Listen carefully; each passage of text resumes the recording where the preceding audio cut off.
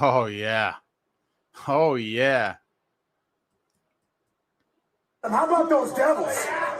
How about those Devils? How about those Devils? How about those Devils?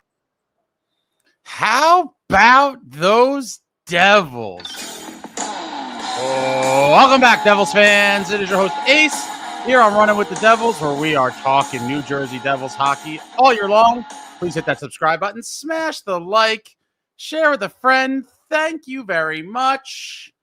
And whenever we get a goaltending performance, a strong one, we bust out the old mask. Back-to-back nights, I think for the first time on the season, our beloved New Jersey Devils in Utah taking on the Mammoth, looking to win back-to-back games for the first time in quite some time. Beat the Golden Knights in Vegas the other night. Taking on the Mammoth tonight. And the New Jersey Devils find a way to gut out another beautiful road win on the back of strong goaltending, beating the Mammoth by a score of 2-1. I must ask, I must know. Are you not entertained? Are you not entertained? Are you not entertained? The Pesce effect, folks. The Pesce effect is real. What a night for my boy Marky. A lot of you have been talking smack for a while, looking for a big bounce back game. I think Marky had that tonight. What a beautiful game. What a beautiful game. Cheers to all of you. Oh, I got to take the helmet off, the mask rather. Thank you for joining me. And let me just get situated here. And as you know, win or lose, we booze. And tonight, my friends, I'm going with the nooner, the peach nooner, and victory drinks, guys. Back-to-back nights for victory drinks. Victory drinks indeed. Cheers to all of you. When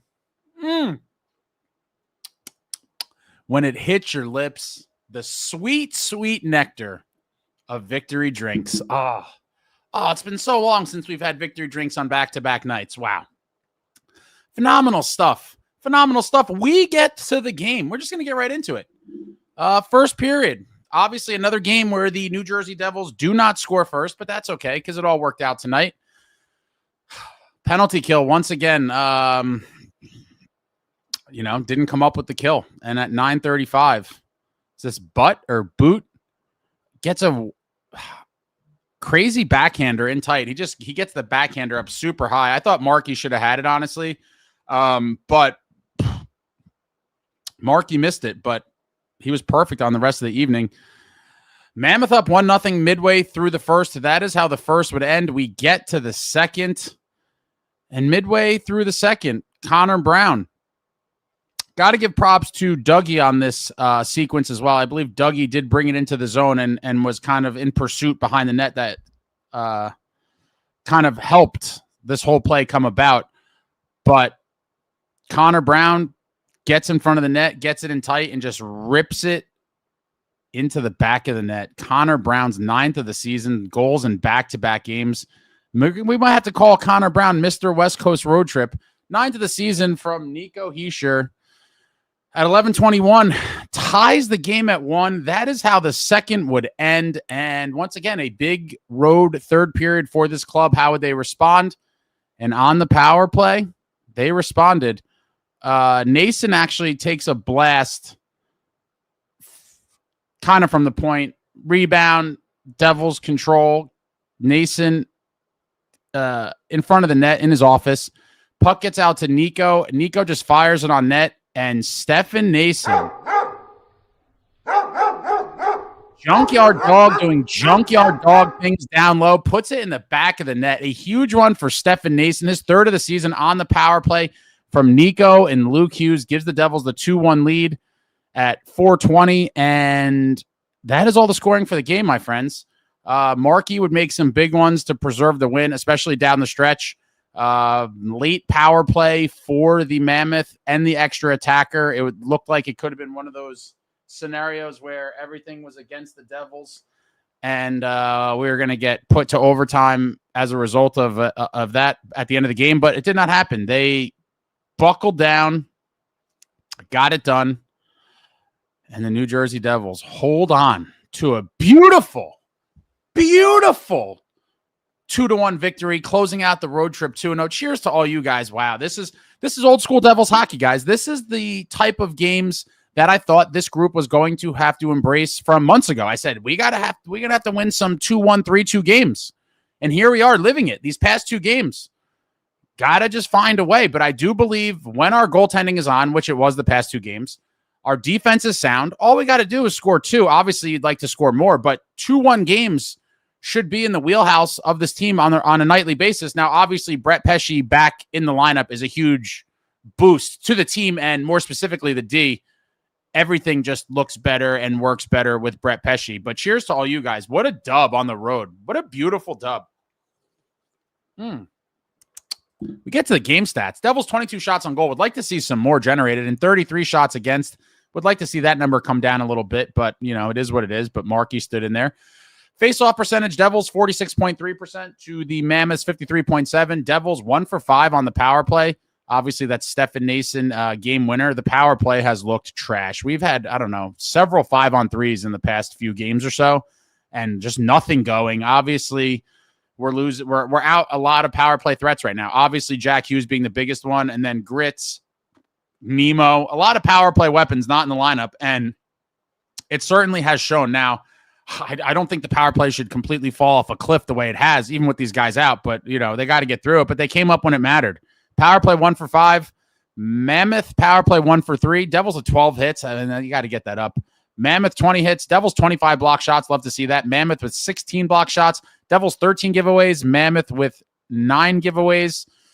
Devils 5 takeaways, and the Mammoth with 2 takeaways. And because we have to obviously do the let me see here. Player stats. Stefan Nason, the game-winning goal, 3 shots and 2 blocks.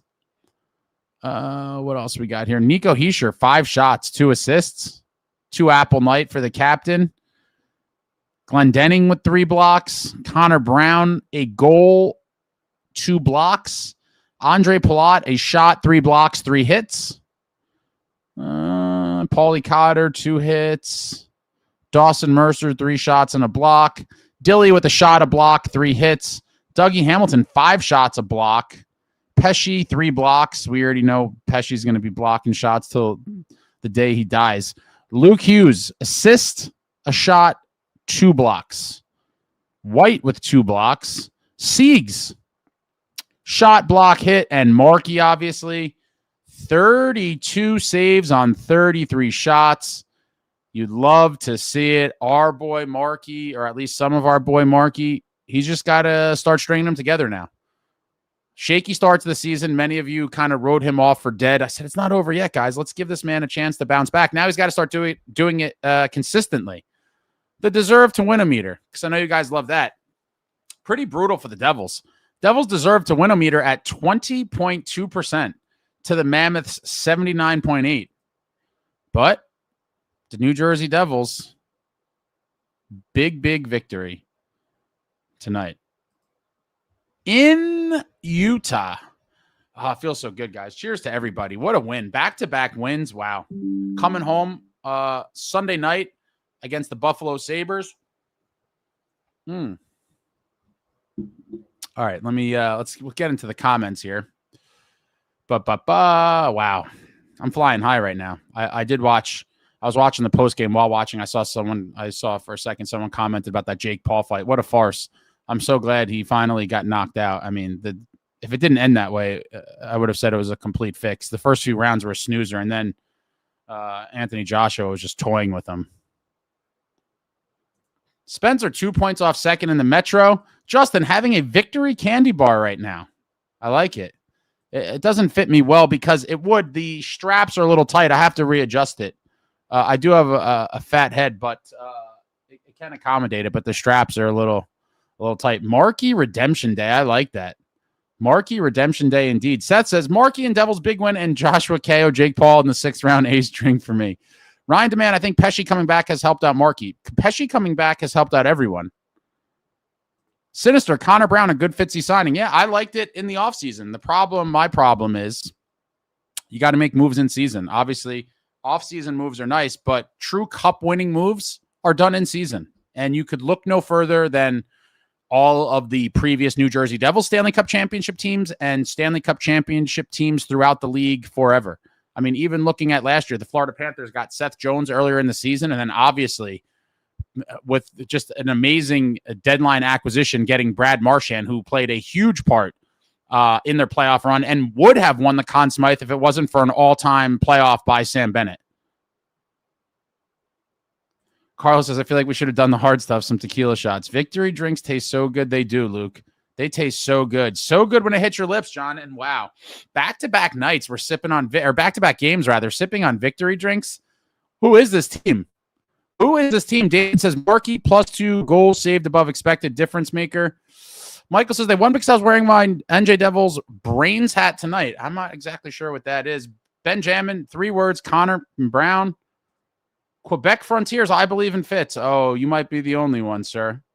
You might be the only one. Tropical Flamingo, Devils Nation, we showed out here in Utah tonight. Tons of Devils fans here in Utah. It was heart attack inducing, but we got it done. 4 out of 4 are West with our current state. Huge win here in Utah. That's right. George, 22 is back, and so are our Devils. Let's not get crazy, but I'm happy with the wins. How I got her, Jeremy Proper.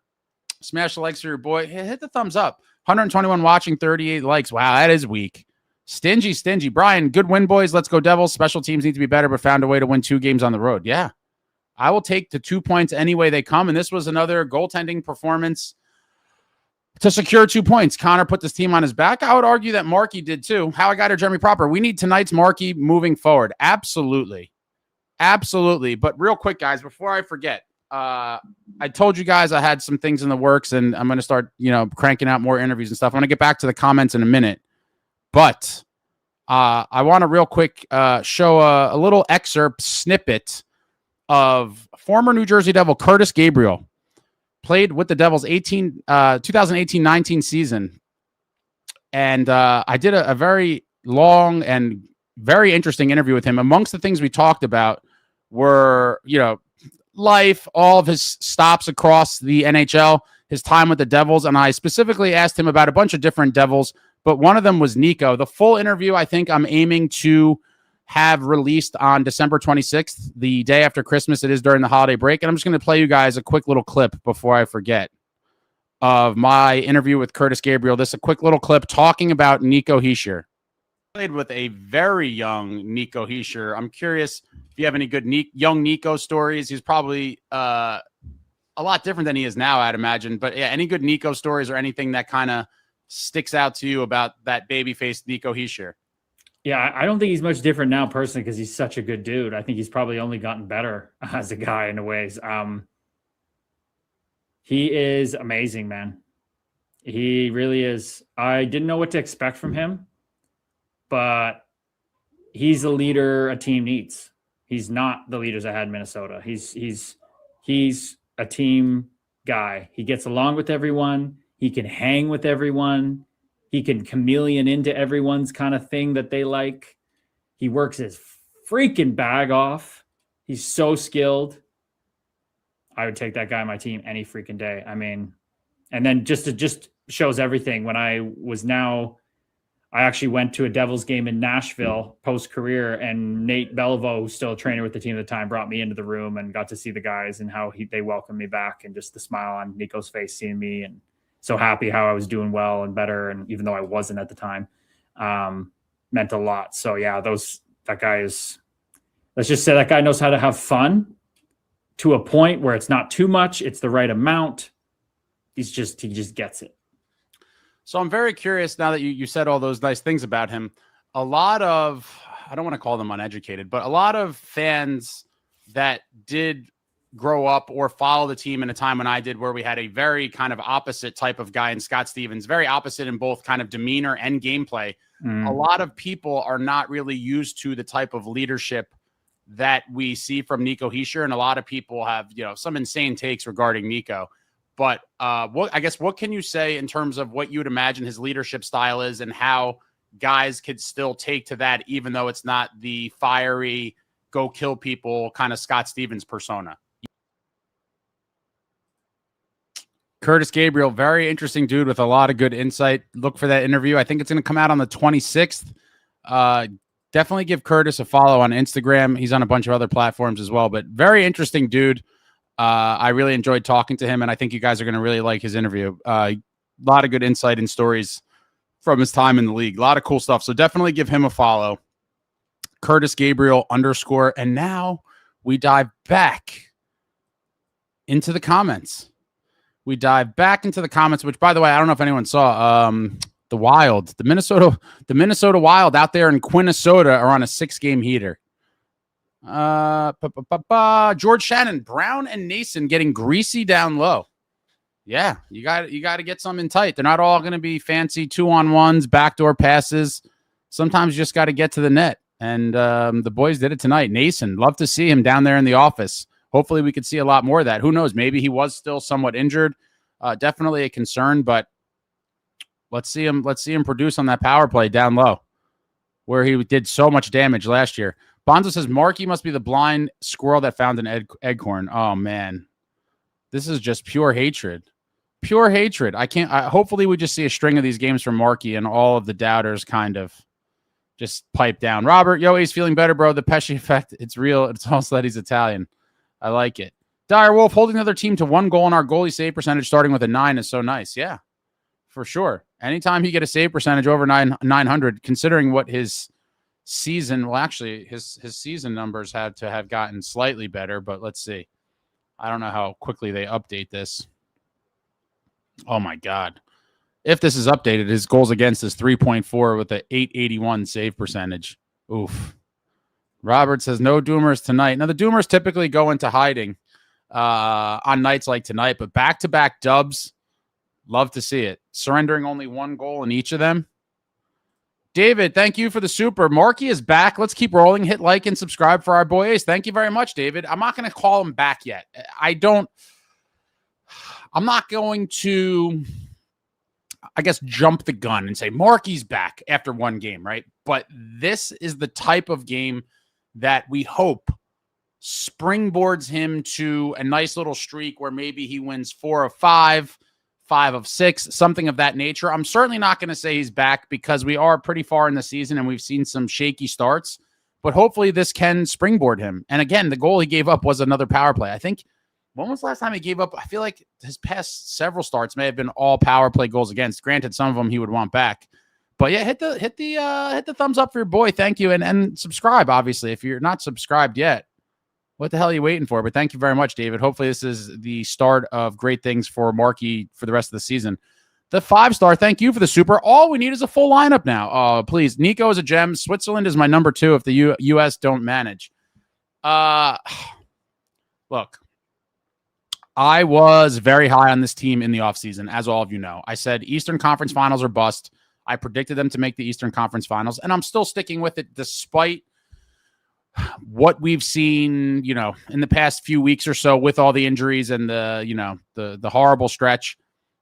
But if I'm being honest, yeah, I do like the healthy lineup and think that they're a decent, above average, pretty good team. However, I would be lying if I didn't say that they need at least 1 or 2 moves, in my opinion, to really look like a cup contender. I still think even at full strength, it's possible they could get to the conference finals, but I would like the team a lot better with that 3C and another gritty type piece. In the end, for years, I've talked about this with my Devils fan friends.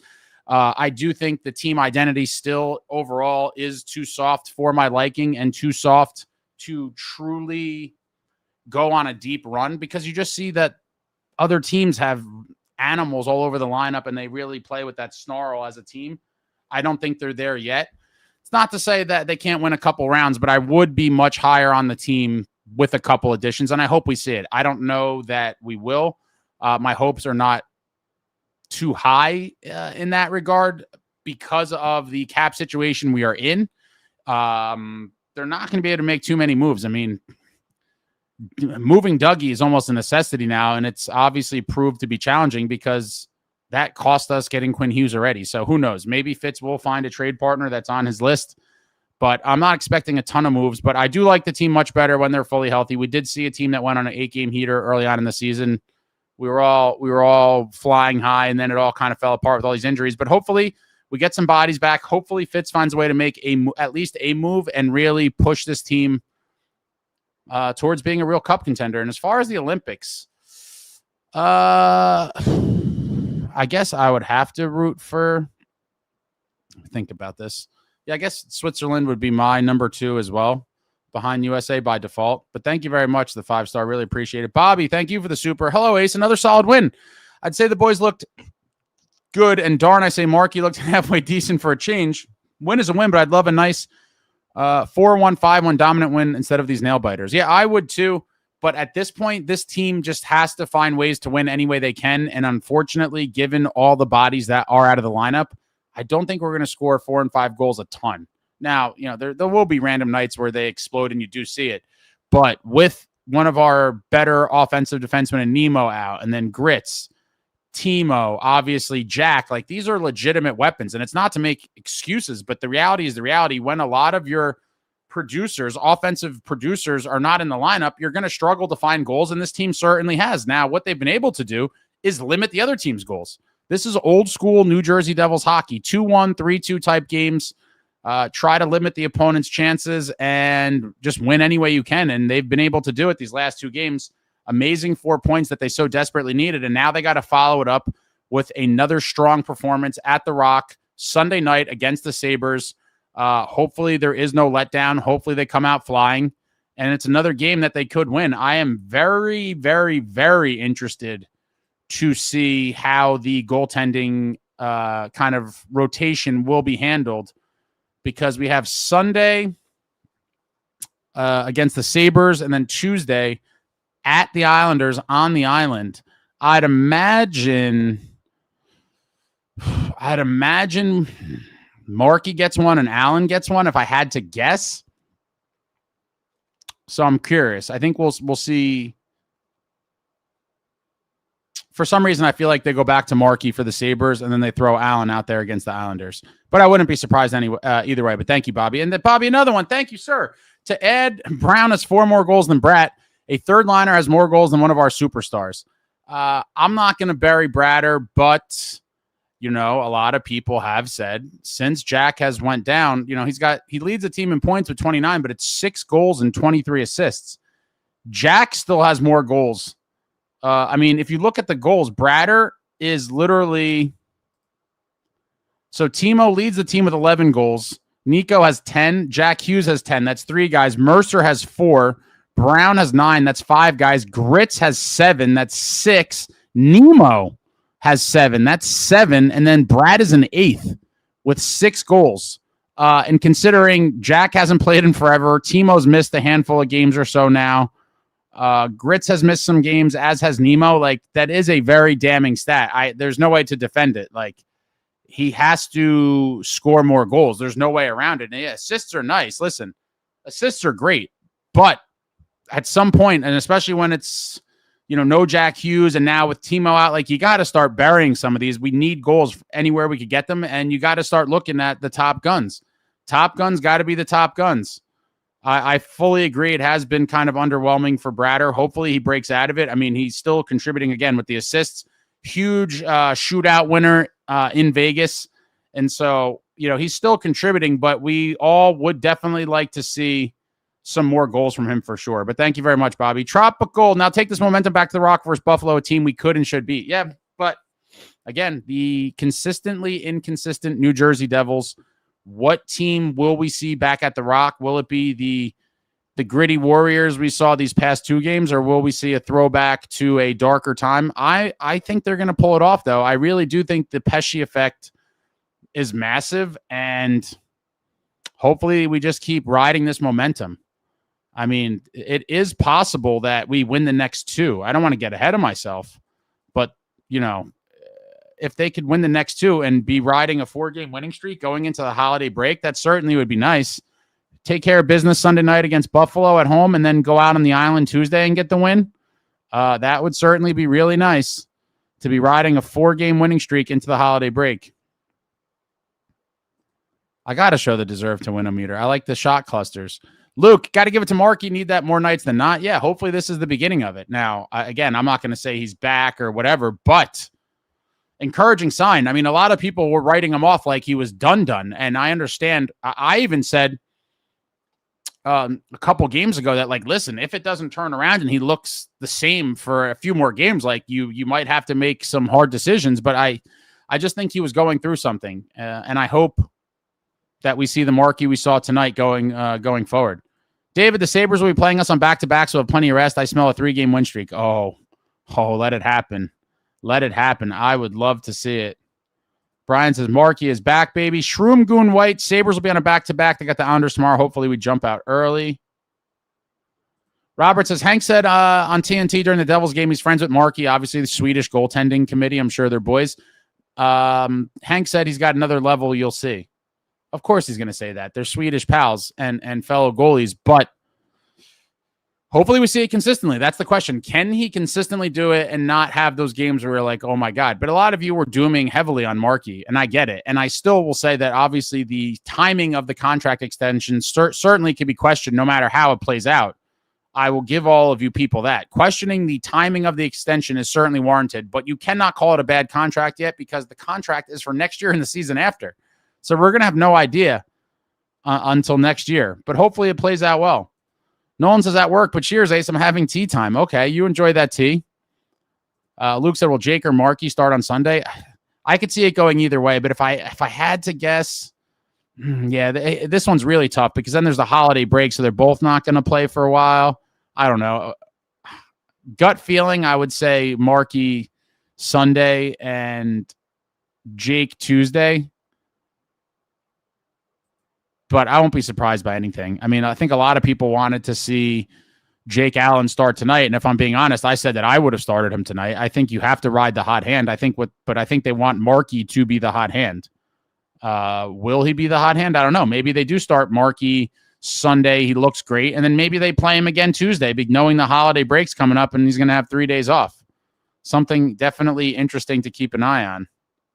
Tropical 4 out of 4 out west. Loving this. I think we all are. I think we all are. Michael, 2 games, 1 ace out of the 4-game heater. I told you we would go on. You're halfway there, Michael. You're halfway there. Hopefully they could deliver and win the next 2 for you, and you'd be spot on. Spencer says, like the stream, and so should you. By the way, Dougie is poo-poo. Oh, boy. Pro Bowl. Maybe Thompson's available at the deadline and Fitz gets rid of either Palat or Hamilton before then. Guys, I think you have to realize the cap situation that we're in is just... we're in dire straits. I know a lot of you are expecting some big splash, but listen, the cap situation's so bad that we whiffed on Quinn Hughes, guys. That legitimately happened. I'm still in mourning over it a little bit. Would love to see space made anyway that Fitz could do it and to bring in a real 3C. And at this point, I had mentioned in the chat earlier during the game, I think there was reports that Ryan O'Reilly wants to stay put in Nashville, or so that's the stories coming out. And so if his name is off the board, I think that would, all signs for the Devils, or all, I guess efforts and attention, I should say, all efforts and attention should circle towards Nazem Kadri. Now, $7 million, he's old. I get it. Some of you are going to be like, he's nearly in the grave. Call the funeral home. He's dead. But I've told you guys before, it's a silly sentiment to think that anyone in their 30s, is ready to go in the casket. He's 35, and I get it, but that's a win now move. I think he has, let me double check. Is it 3 years left? Yeah. So he's got this season and 3 more at $7 million. It is a bit frightening, but he has that dog in him. He could produce. The type of guy that'll drag guys into the war with him. He's almost a point per game this season. 8 goals, 23 assists for 31 points. And like I said, dog.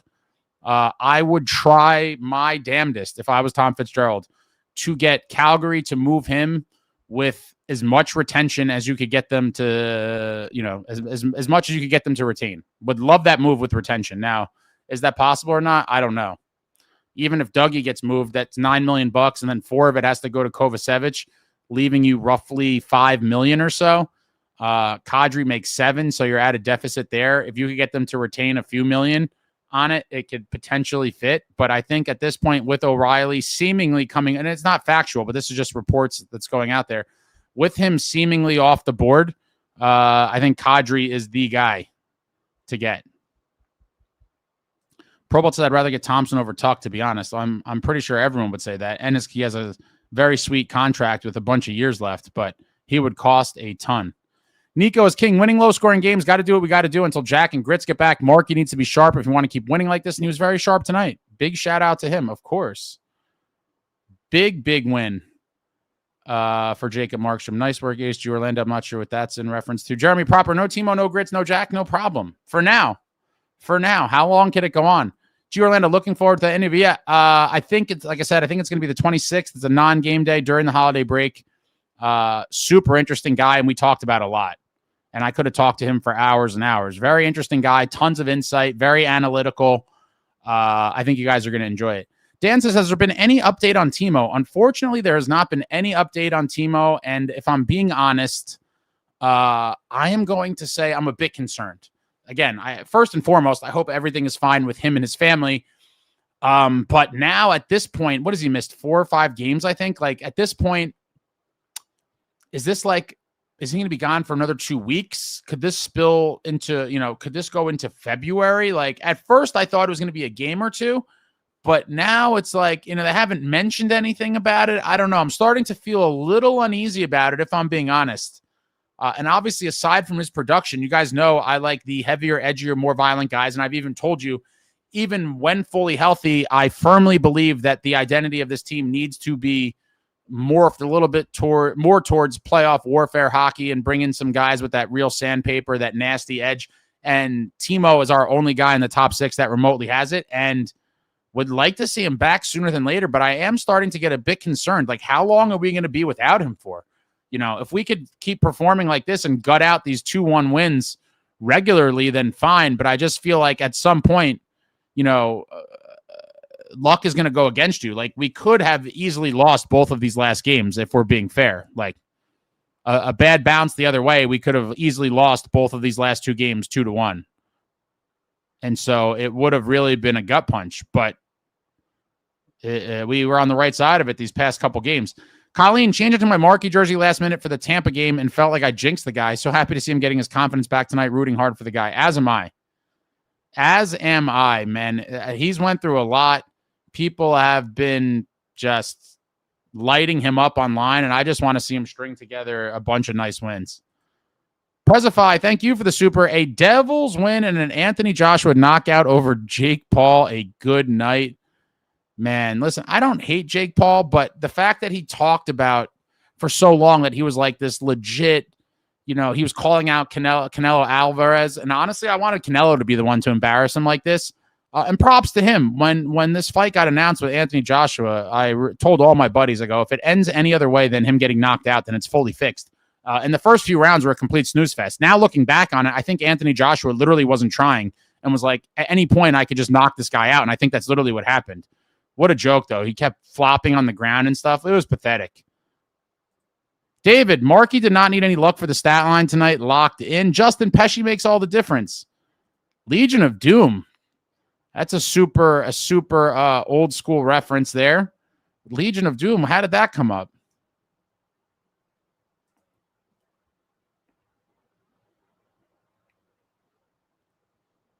I agree. He's not back after 1 game. Let's see a few of them. Adam, if we ever got this team fully healthy, they would be dangerous. I agree, but I still would like to see another piece or 2 brought in. Benjamin, you have to admit we played is this lifeless in front of Markstrom? We were absolutely rolling in the Vegas game. That's the other thing. For whatever reason, the team does not seem to perform well in front of Marky on a lot of nights. I don't know what it is. It is one of those weird things, but hopefully he could get some goal support and cruise to a win where we score a few goals kind of early and it's never in question. Sook says Marky will be back when he stops letting up goals before other teams reach the 6 shots mark. Well, Devils win, and I caught the hilarious Jake Paul fight and laughed my ass off. Fun night. Also, Pesce and Brown are massive tonight, especially that final 10 minutes. Crazy Alex, not only having our goalies keep it up, but a strong defense to go with it will be amazing. G Orlando, with Marky and Allen playing this way, we can play this style of hockey until we get the guns back. But again, like I said a couple minutes ago, it's a couple things go the other way. We are winless on this road trip and are coming back on a 2-game losing streak. And so you have to realize, while I am super, super thankful for the wins and the 4 points, when you get in games like that, one bad bounce and you could easily be losing. And so to have to win in this fashion, I'll take it. Don't get me wrong. We'll take it any day, but would like to see them, perform a little bit better than just kind of, I'm not going to call it luck, but there's a little bit of luck involved with every game, honestly. But yeah, just a more convincing style of win, I think someone said, but a win is a win. But this is what it's probably going to look like on many nights when we're out down this many guys. Hopefully Jack comes back soon. We've heard conflicting reports on that. Luke may have slipped up a little bit on the TNT broadcast. We will see. World's worst gamer, be prepared for more injuries. I have a feeling we will lose someone during the Olympics. Come on. Car Canes, oh boy, I smell Ace being happy. For now, I am. Tropical, we got so much shit from Mammoth fans. We're like, guys, we just beat you. We gave it right back. Shout out. Devils Nation is strong. Was there a lot of people out there for the game?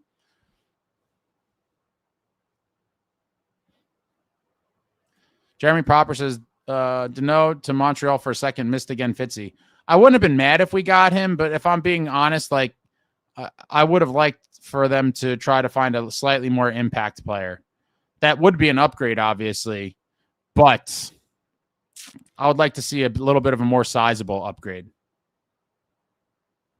Luke, winning by 1 is good, but we would love to win by 2+. We could feel more calm while watching. Yeah, at the end was a heart attack inducer. I had the heart was racing, killing off the penalty, extra attacker, just Devils under fire.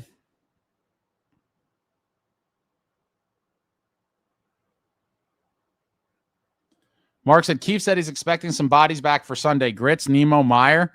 It's not going to be Nemo, that's for sure. I think Grits is the most likely, and maybe Timo. Man, Grits and Timo back in the same game, that certainly would be some great news. Great news. Walt says rumors keep circulating about Coleman being a strong target for New Jersey. I'd love to see it happen, as he'd be a boost for the bottom 6. I still rather have a 3C. And I just don't see money-wise how we would get Coleman and a 3C. But we'll see. We will see as the 25-26 wild New Jersey Devils season rolls on. What other surprises do we have in store? Evan says, I love the low-scoring games, especially when we win. That's old-school Devils hockey. We had 2 high-danger chances. Yeah, that's the thing, right? Like, we're at some point, it's going to kind of catch up to us, and you're going to start losing these types of games. That's kind of my point. Robert Ace, you think Jack will play in the Olympics? I hope he needs to rest. I'll be pissed if he plays. He's definitely playing. You're nuts, Robert. There's no question about it. He's 100% playing in the Olympics. There's 0 chance he's missing the Olympics. Nico is king. Brad's been allergic to shooting the puck. What happened to the 30-goal guy from a few years ago? I think that's what a lot of people are asking. What's going on with the goal-scoring touch of the Bradder? I mean, it's been underwhelming. Yeah, he's got the 23 assists. But Jay Snow, Brad, over 40% of his points are on the power play. Also, 40% are secondary assists, not nearly good enough. Jeremy Proper says, Brad is not recovered from shoulder surgery. Makes perfect sense. I hope that's not the case. Probolt says, my draft package for Thompson would be Bratt, Mercer, Salive, and a first-round pick. That's probably roughly in the ballpark of what would be realistic, I would think. It's an interesting one. And I think a lot of people would tell you that that's an insane overpay for the Devils. I'm not one of them. But a lot of people would do a combination of undervalue Thompson and overvalue maybe some of the pieces on the Devils side of that trade. Ritter Andrew, any word when Timo will be back? Absolutely not. Unfortunately, we've heard nothing. And I hope, like I said, hope everything's okay, but I hope he's back sooner than later. NJ Viewer, Devils were as bad tonight as they were good at Vegas. 2 mediocre teams tonight, and Devils did their best to lose. Yeah, this easily could have went the other way. That's what I'm saying. At some point, you need to play better. Power play cannot be this bad. Luckily, Nason converted at the end there when it mattered. See? Whoever proposed that trade for Tage is insane. Insane in what way? David Ryan, I think Markey was playing hurt. He moved so much better tonight. Fingers crossed. He's good to go now. NJ viewer, Devils special teams are awful. Yeah, they really just fell off the face of the earth. What used to be a strong point for the Devils has now quickly become, a liability. Got to get better. And I think the power play certainly will when we get some of these guys back. Tons of power play weapons are out. Thompson would cost too much for the Devils? Maybe not. Maybe not. Welcome back, John Fay. Justin Smith, Vancouver Canucks undefeated since Quinn Hughes trade. It's interesting. They're playing better without him than they were with him. But you could also say, the Wild are also undefeated since they got Quinn Hughes. So it could be one of those trades that works out for both teams. Pro Bowl Fitz will probably offload the Plot and Hamilton contracts in the offseason since he really likes to do stuff then. I feel like Dougie is a must for this season. I could be wrong, but I think he's going to have to just to bring Kovacevic back.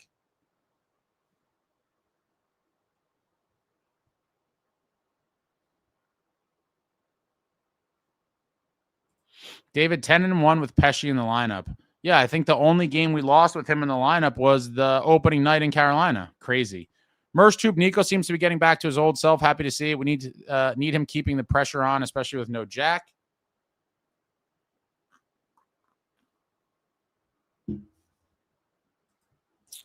Dirty Devil, I saw something about Casey in a first for Rich, 50% retained. Who's Rich?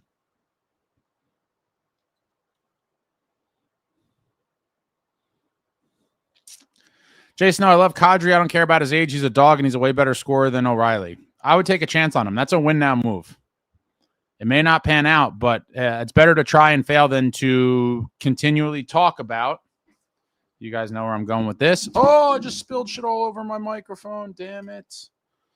Hold on a second, guys. I got to grab a paper towel. I just spilled high noon everywhere. 1 second. It's all over me. It's a mess.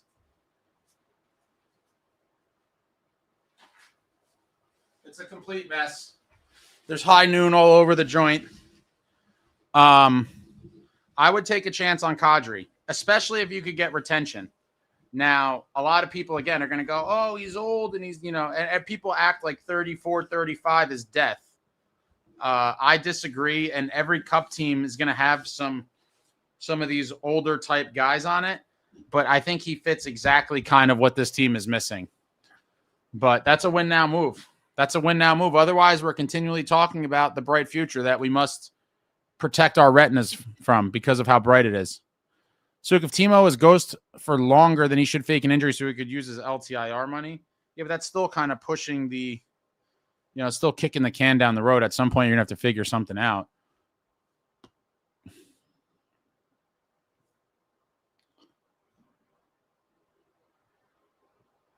Adam Christopher, what are a couple gritty players you'd like the Devils to target in a trade? I think for me personally, the most somewhat realistic, and again, I'm not expecting much because we literally blew Quinn Hughes. We blew the Quinn Hughes deal because we didn't have cap space. But ideally, I think the realistic moves that could be made, best case scenario, someone asked me today, like if I was GM, what would I actually do? And I think what I would actually do is try to get Kadri with as much retention as possible and try to get Sherwood from Vancouver.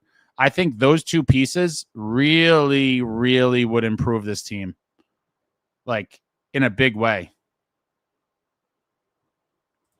Luke, Boozeface and HBSC, no real moves, Groundhog Day for Devils fans, Kool-Aid fans drive me insane. There's less of them now than ever. There's still a very few percentage of supporters that will be unwavered. But for the most part, I think everybody has kind of seen the light now and that they realize this is the third season of kind of the same. And I think the people that were patient and kind of, turned a blind eye to 23, 24, maybe turned a blind eye to the last season's underwhelming acquisitions are now like, okay, this is now the third season in a row. And so I do think even the most ardent of supporters have kind of dwindled after the Quinn Hughes debacle because that is a generational fumble. Complete generational fumble. Carney Asada, really amazing how much better the team is defensively with just Pesce re-entering the lineup. Yeah. Probably our best defenseman.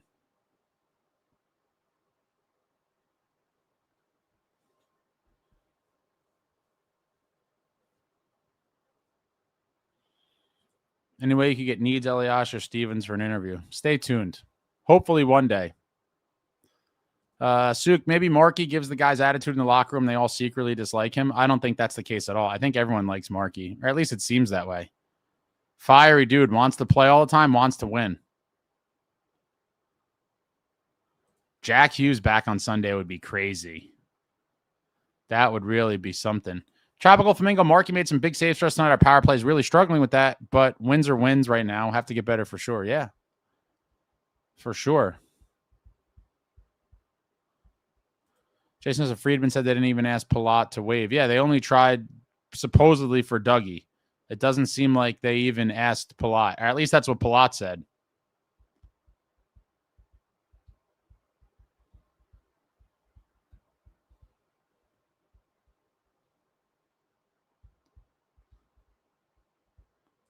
Tropical Ace was packed with Devils fans. That's awesome. And we watched the Canes lose to Florida. Great night for us, the diehards Devils Nation. How was the arena there, Tropical? Honky lives Markstrom as a competitor. I'm happy with the win and happy for him. Yo, Holmes, what's going on? Markey played his cojones off. Markey earned it. Yeah, big game for Markey. Hopefully we see that consistently going forward. A sharp Jacob Markstrom really, really, really makes this team a tough team to beat.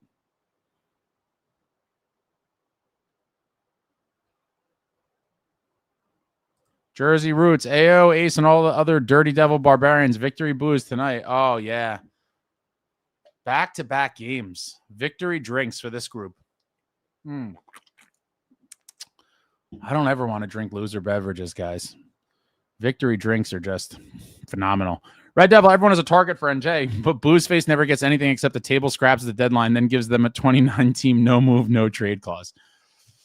I hope it's not another underwhelming kind of spare parts. I do think that that's a very real possibility. I hope I'm wrong, but given what we've seen, I do think that is the likely scenario.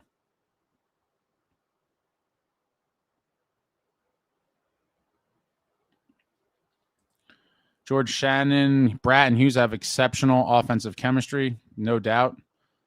Peanut butter and jelly, folks. Dirty Devils, why is everyone so shocked that special teams suck? We don't have Jack. We are the NJ Hughes one-trick pony, my friends. We still have tons of other guys. I got to start producing. Furthermore, like, that should have no bearing on the penalty kill.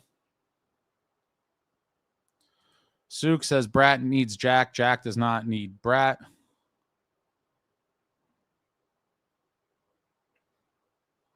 High noons, that's what you get.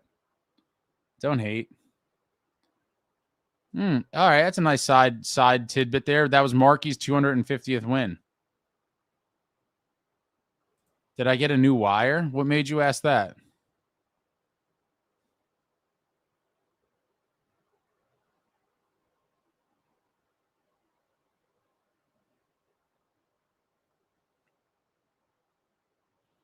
Devils are beastly. Both Mason Marchment and Philip Deneau got traded tonight for seconds. Kind of sounds like the market is a reasonable buyer's market. Time to do something fits. Again, guys, he cannot do a damn thing until he makes some cap space, which is going to require a separate move, most likely Dougie Hamilton finding a new home. Looks like your computer microphone wanted a victory drink. No, I just knocked it when I grabbed my Future is Bright glasses. I did not get new equipment. Why is everyone asking me that?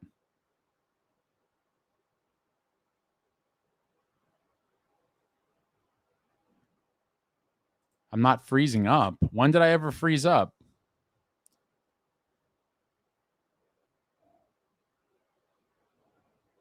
Carney says, we did not blow the Quinn deal because of cap space. Fitzy was not going to be able to match the deal the Canucks got from the Wild. And this is the most nonsense propaganda. This is patently false. The deal was blown because of cap space, period. If you have followed the saga, it certainly seems like that Jim Rutherford all but accepted a deal from the Devils, which did not include nicohischier, and that the Devils could not act quickly on it because they did not have the cap space. And then Jim Rutherford opened it up to outsiders, and that is when Billy Guerin swooped in and stole Quinn Hughes.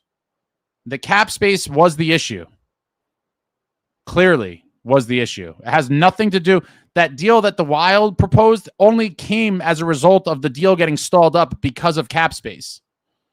Furthermore, the Devils could have beat that deal anyway, but that's not how it all went down. You got to do your homework here because you're spouting misinformation. Complete misinformation. Carney, I do agree the cap space is an issue, but that's only half the reason at most. No, it's the entire reason. Snow Devil, what happened with the Swiss jackknife? Grits, Mercer, Dodonov, and Cotter all had first-line minutes, and Brown is always on the third line. Our Swiss jackknife hasn't been properly tested.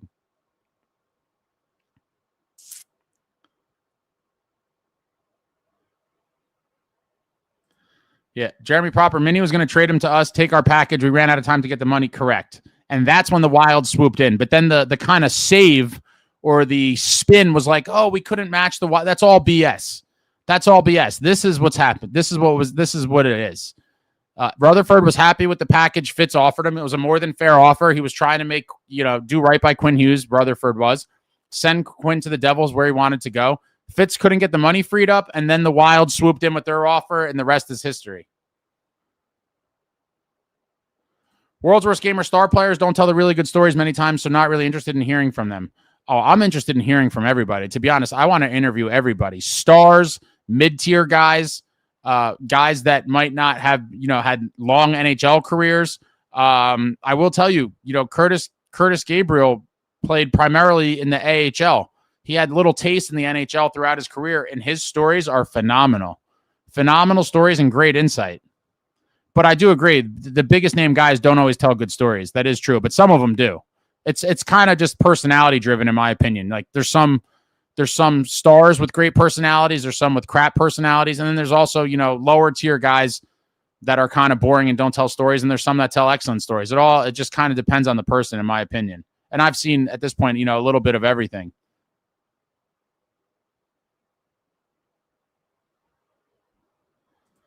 Robert says, yo, Ace, do you know the Devils Digest podcast host? He knows Devils. No, I can't say that I do.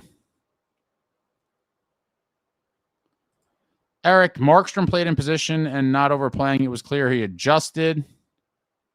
Justin Smith, Devils winning keeps Ace out of the loony bin, at least for now. At least for now.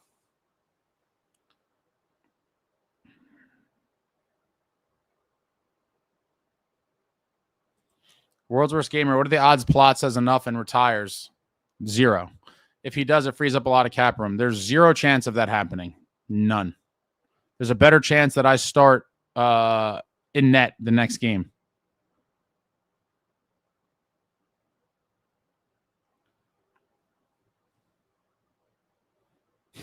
Adam says, there are pieces we need, but the best move NJ Devils can make is fire Fitz of his duties.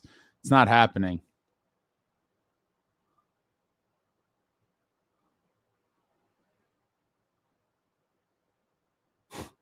Saddam Hussein Fitzgerald, these kids with the Quinn cope is wild. Fitz fumbled and Quinn isn't coming here. I agree. I certainly agree. AJ, it's better we didn't get him now. Use the assets to build a better team for his arrival after the 27 season. Oh, AJ, it's not happening, my guy. It ain't happening. On to the next dream, because that one died last week. That one officially died. Chill says, so funny how people come on here shouting opinion as facts if they have some sort of inside information. I'm curious what that's in reference to. Jersey Roots, great as a stretch. Justin, maybe in a couple years, though. Chill. 1,000% was because we have 2 contracts eating up way too much money that don't produce. Yeah, that's what happened. Sook, the Devils should look to add Mason Gearson if they can. Solid bottom 6 guy. One of my buddies, shout out to Rick, loves Mason Gearson. He would freak out if we got him back. Can't see it happening.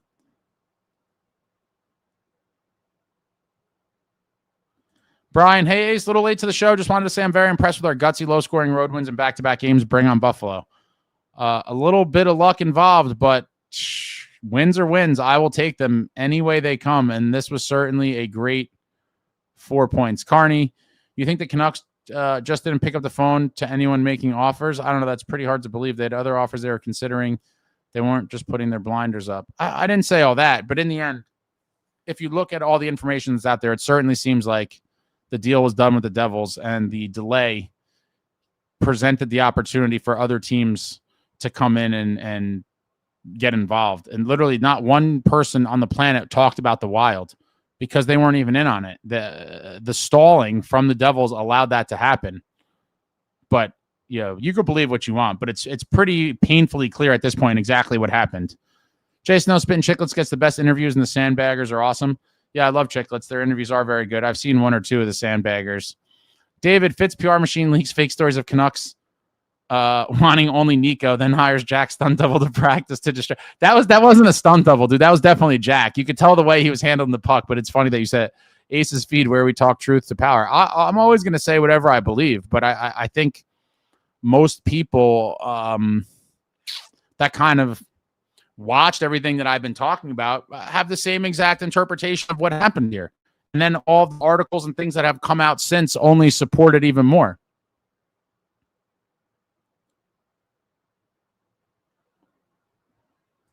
Honky Lips can't dwell on trades that did not happen. It's like waiting for a girl you like to become single. Keep putting up wins. I like that. Garrett says, unfortunately, even if Fitz got fired, it wouldn't undo the damage he has done. To some extent, no. You're right, but it would prevent him from doing further damage and get someone to kind of get this thing back on the tracks.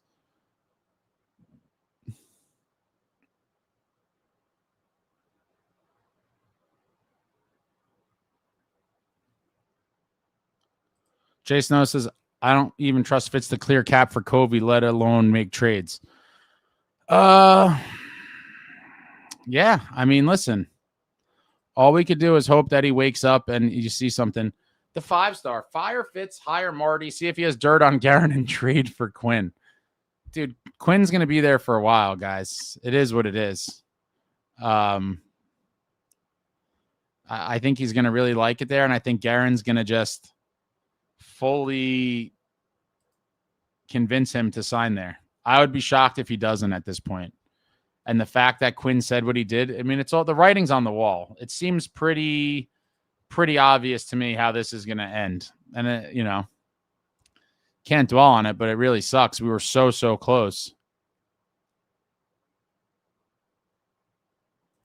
Brian says to Suk, why do you hate Luke so much? He's young and talented. D-men take time to develop, and he's already showing signs that he's going to be really good. Because he's just a hater, guys. He's just a grade A hater. Haters going to hate. And it's unfortunate, but that contract, you had to know, $9 million a year. People were going to be gunning for him. And here we are. So, I do think I'm not worried about Luke long-term whatsoever.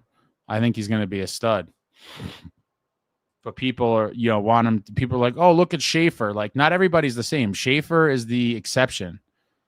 Kid is a complete stud. Like, not everyone's going to be, on the same trajectory. Robert says Lou would fix this. That would be nice. It's not going to happen. And I love Lou, but Jason has got to clear a lot of money. I don't know how we're getting multiple players. I don't think so either. I think one player would be best case scenario. Again, even Dougie would Dougie, if they somehow could find a home where they don't have to retain, that would cover Kovacevic and another $5 million or so bucks. Like, that's pretty much one player.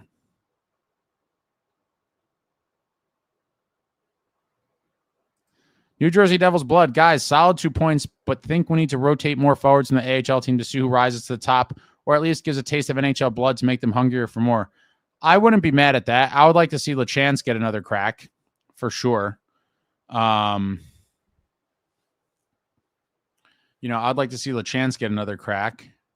I don't know how many other guys in Utica they have that they think are capable of contributing at the NHL level.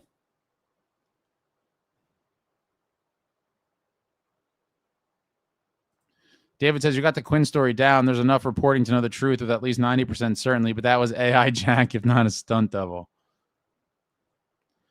So yes, he's making $9 million and not looking like he's going to live up to it. I disagree. It's very early.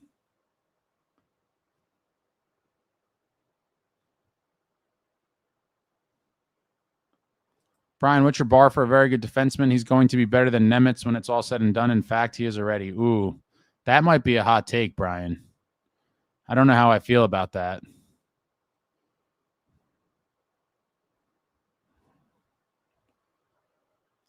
Adam, bring in Marty as GM, bring in Lou as an advisor, and have Lemaire as a special assignment aide. Oh, man.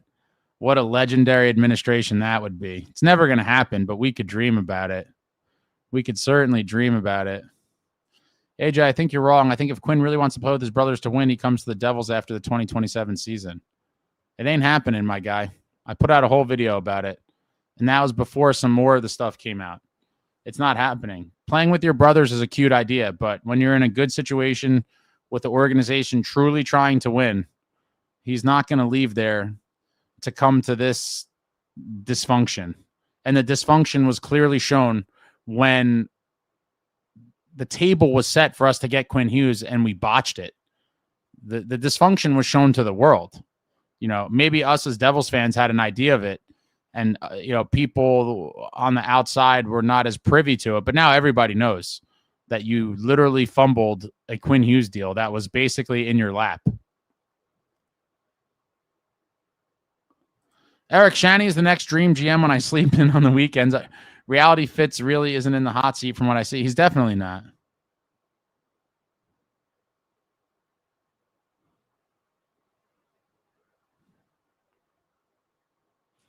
Brian, you're sold on 1/3 of a year of Nemitz after 3 rough years. Were you saying the same about him prior to this year? No, I wasn't, but I think I've seen enough now that I don't think it's a fluke. And they're all coming in big moments. I think the playoff goal was kind of the start of his confidence. And then we all saw, or many of us saw at least, maybe not all of us, we say it, but a lot of us saw the Rocky Balboa type workouts he was doing this summer. He really beefed up. And then he came in this year and he's looked phenomenal. And I don't think it is a fluke. I think, this is the emergence of Shimo Nemitz, and I think he's just going to get better and better. But just scoring clutch goals in big moments, overtime hat trick, another overtime winner, a shootout winner. I mean, it's just, it's overwhelming now. Alex, I'm heading to bed. Great win. On to the next one. Let's go Devils. Good night, sir. David Ryan, Powerball's up to $1.5 million. Let's all pool our tickets and buy the team from these do-nothing owners. Unfortunately, David, it's not enough. Back in the day, winning Powerball would have been enough to be able to buy the New Jersey Devils. Unfortunately, now with valuations of hockey teams being what they are, you would have to win the Powerball several times over to buy the Devils. It's a damn shame.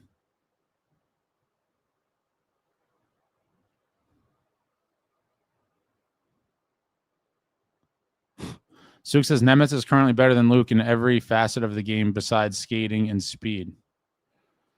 Garrett, I hear on X they actually didn't use a stunt double for Jack Hughes with the same hologram technology they used for Tupac at Coachella. Yeah, you guys are nuts. David, Dougie's offense is all slow up and look for the shot. Too easy to defend this season. That's why he has low production. Other teams' video makes defenses aware, especially PK. Well, I'm telling you, my video explains it. And again, more information has come out. But I hope I'm wrong, but I'm not going to be wrong. And then when it happens, I'm going to aggressively come for all of the people that tried to tell me I was crazy and that, I didn't see what I saw, because watching that Quinn Hughes press conference, I was like, it was like the total gut punch. The first time I watched, I just sat there and was like, my jaw dropped. I'm like, it's over. It's completely over.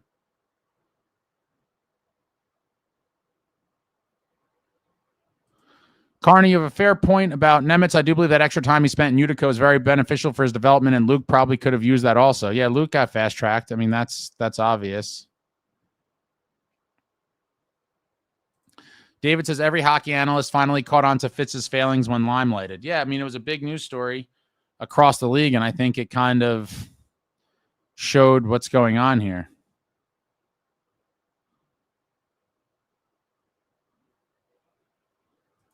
Oh, Brian, just to clarify, I'm not with, like, I like Luke Hughes. I think he's good, and I think he's going to be very good. I'm just saying I can't at this point say that I think he's going to be better than Nemo. I think they're both going to be very good. But Nemo looks like this year he's really taking it to another level, and hopefully we see him back soon, but it seems like he's going to, miss a bunch of time. He went on IR.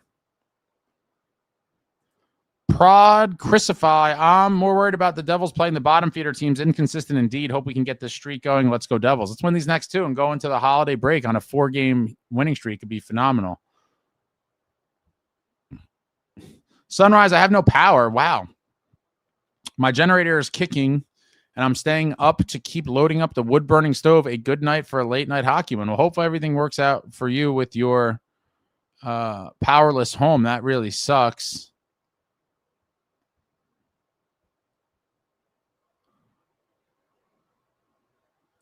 Ariel, hey, Ace, why do people don't have enough patience with young defensemen? It takes longer for D-men to mature. In the case of Luke Hughes, it's just because he got paid the $9 million, and so it's going to make you a target. And a lot of people are going to, constantly use it as a talking point and unfairly criticize. Comes with the territory. Oh, AJ, I'm not going to be wrong. Saddam Hussein Fitzgerald, I wanted to vomit watching Quinn's presser. Is terrible.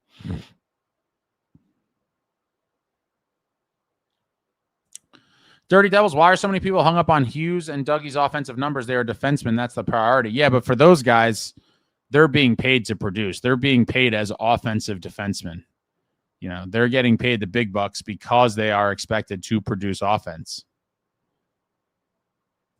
David Ryan, a lot can happen in 18 months. Don't think the door is totally closed for Quinn coming to us in 2027. Well, it's not totally closed, but we went from, he was right there for the taking to now I would say, if I'm being real, I'm going to give it 10% that he comes to the Devils. I think that's a realistic percentage. It's not going to happen, though. Billy Guerin's going to continue to be a legend.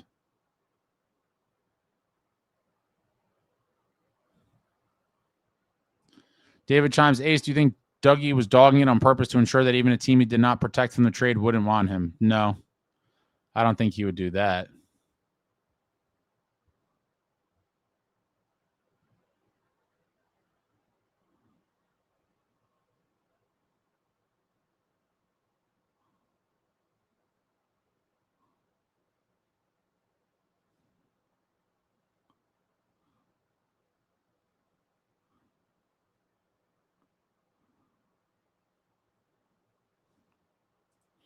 Need Nemitz back to run the power play? Yeah, it would be nice. And also be nice to have Grits and Timo.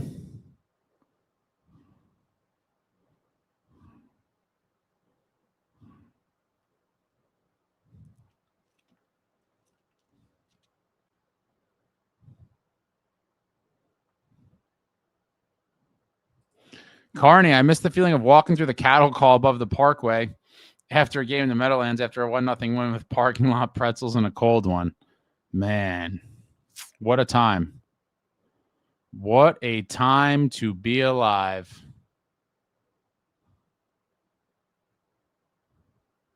Referring to the old school days at Brendan Byrne or Continental Airlines Arena. I remember the smell of the pretzels in the cart. The guys had the coals in the cart, in the shopping carts with the pretzels. I could smell it walking out of the games. What a time. What an era. These poor younger fans or newer fans will never know the magic of the old building when we were winning Stanley Cups. Man, I'm depressed now.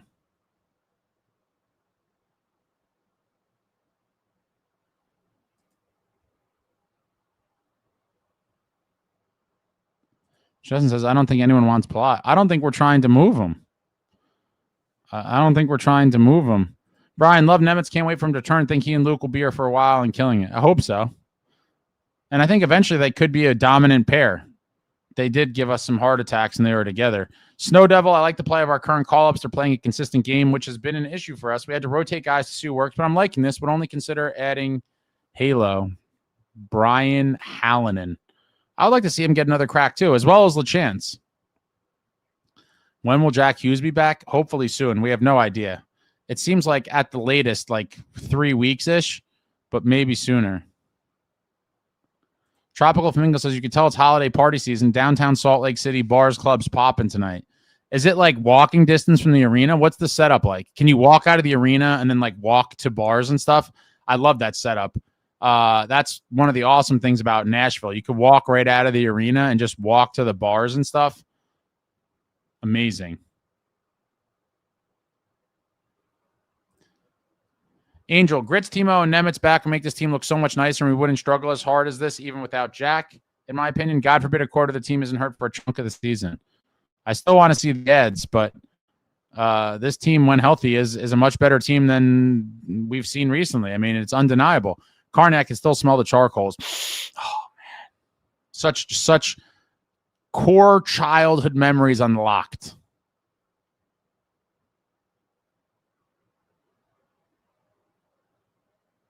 I miss the pretzels so much.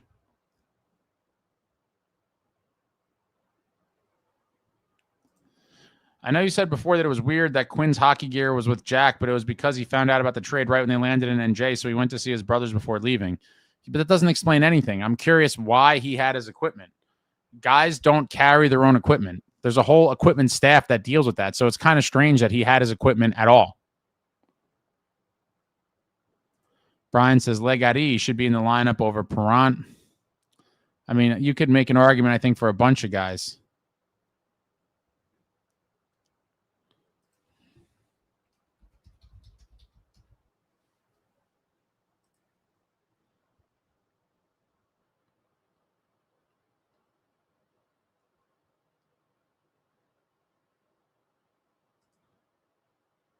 Man, Jack coming back Sunday was sick. Austin says, I see. So Ace is saying if the Devils trade a few of their players will open up cap space. And if we did this beforehand, we could have gotten Quinn Hughes. Yeah, that was the issue. We did not have cap space available when they wanted to make the deal. And because there was a delay there, other teams swooped in, and that's it. Roland says, Ace, I had enough of Brad on my fantasy team. Shipped him, McDavid, and Kadri out to get Keller, McKinnon, and Carlson. That's a fantasy blockbuster. Oh, yeah, I didn't even think of that. There are bars in Salt Lake City. I thought they were like no alcohol and stuff. David Chimes, I hate to be negative, but the call-ups are terrible in the D-zone. Fourth line D-zone play is scary bad. Suk, running, what has Luke shown you to make you believe he'll live up to his $9 million contract? Honest question. I'm curious. No hate. He's shown game-breaking ability. He's got what? His first 2 seasons, he had over mid-40s in points. Like, this season might be a little underwhelming. But he certainly seems like he could be a 60-point, pretty solid defenseman. I don't know how you would say that that's a crazy notion. World's Worst Gamer, good night, Devils fans. I will end saying I hope Coleman makes a return to the Devils. He plays the right way. I think a lot of people would be happy to see Pickles back.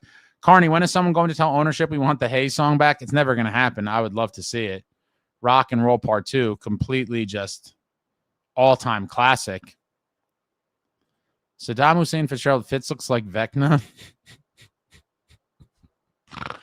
Yeah, Stranger Things reference. I'm kind of ashamed that I got dragged into Stranger Things. I hate sci-fi, honestly, but I got sucked in under like the 80s kind of nostalgia, and it wasn't as sci-fi in the beginning, and then it got crazy sci-fi, but I was already too invested, so I've continued to watch it. But my God, totally sci-fi. Most crazy all time, the Mammoth definitely got goalied tonight. Vecna is smart, though. Vince is not. Jay Snow, our offense didn't create much at all tonight, but you still take it. Any way they could win.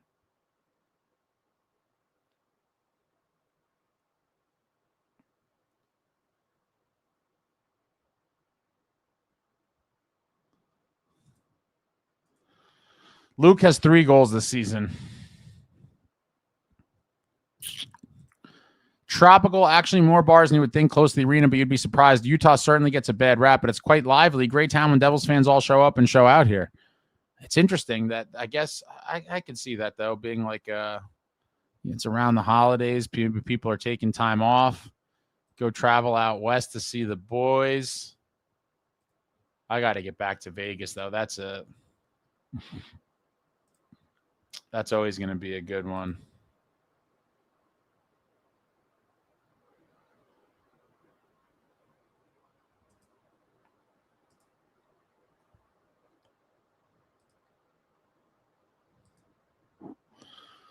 Vecna.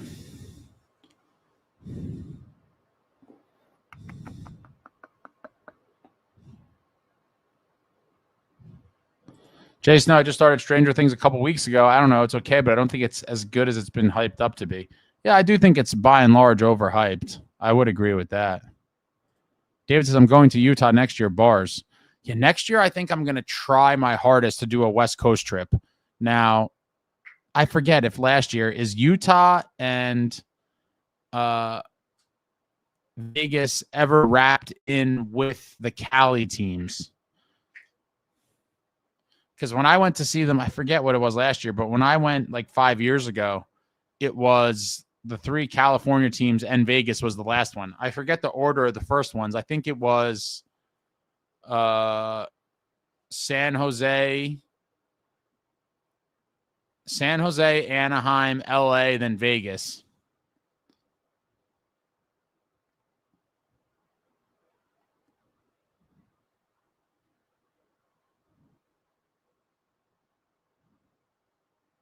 Give me a grape soda or a soda. None of that root beer. What? Jarvis broke his leg tonight. My God. Austin, hey, Ace, I predicted 2-1 win against Buffalo on Sunday. All 2-1 wins. I like it. 3 of them in a row.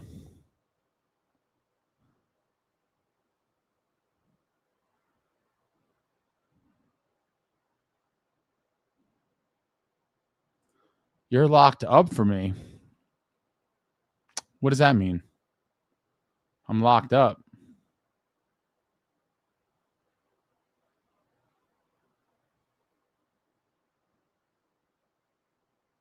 Nancy Wheeler. Oof.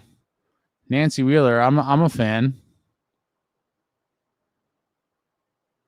Red Devil Carney's the only person who misses the cattle walk. I do miss the old Continental Airlines Arena. It was a cave, but it was great.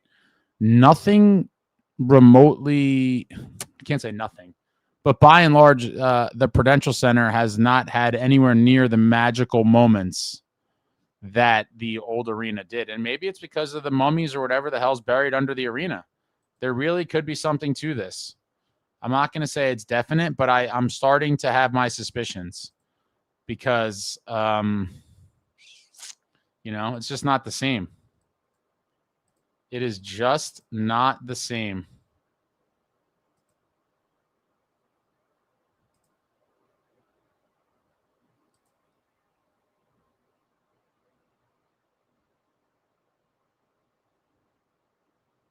The 5-star, I wish Vermont had a team. That'd be my calendar every year from Summit, New Jersey. That would certainly be interesting. Or even like Maine.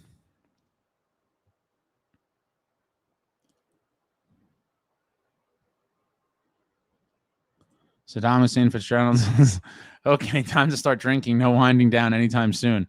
It's definitely going to come soon. I mean, dude, it's late.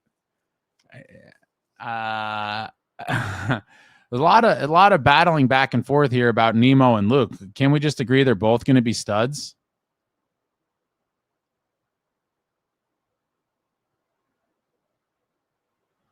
Hopefully they're both going to be studs and be on this team for a long time. Thirst for War, Ace, you really need to stop ignoring these people telling you about lag and stuff. They're either having problems on their end or trolling. I didn't know if that's what they meant. Okay. Is that what it was? Thirst for War? I guess. These kids are going to be grown adults with kids by season 5.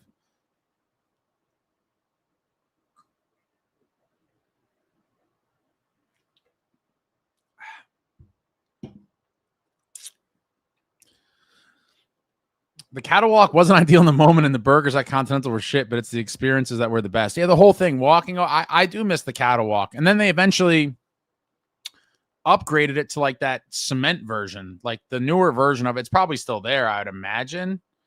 I haven't actually went there to see if I'd imagine it's still there. It was like, you know, a new modern day version versus like the dilapidated boardwalk version where you could look down and like sometimes there was like spaces like this wide between the boards and you would see the highway under you and you're like, oh my God. I remember as a kid looking down and being like, holy this is kind of scary. No, but Nemitz probably will be making close to it next year. It'll be a lot closer next year.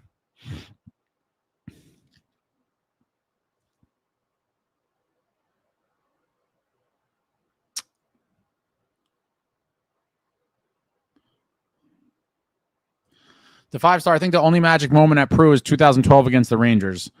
So I will say the whole 2012 run was great. Obviously, Game 6, Henrique gets over, knocking out the Rangers. That would be one of the top moments. Game 5 of the Cup Finals that same season, Marty had a great performance, cutting the Kings series lead to 3-2 before they went out to LA for Game 6, which obviously ended tragically because of a Steve Bernier boarding early on in the game. But Game 6 Rangers, Game 5 of the Cup Finals that same year. And then before that would be Marty 552. Marty 552 was a huge moment. And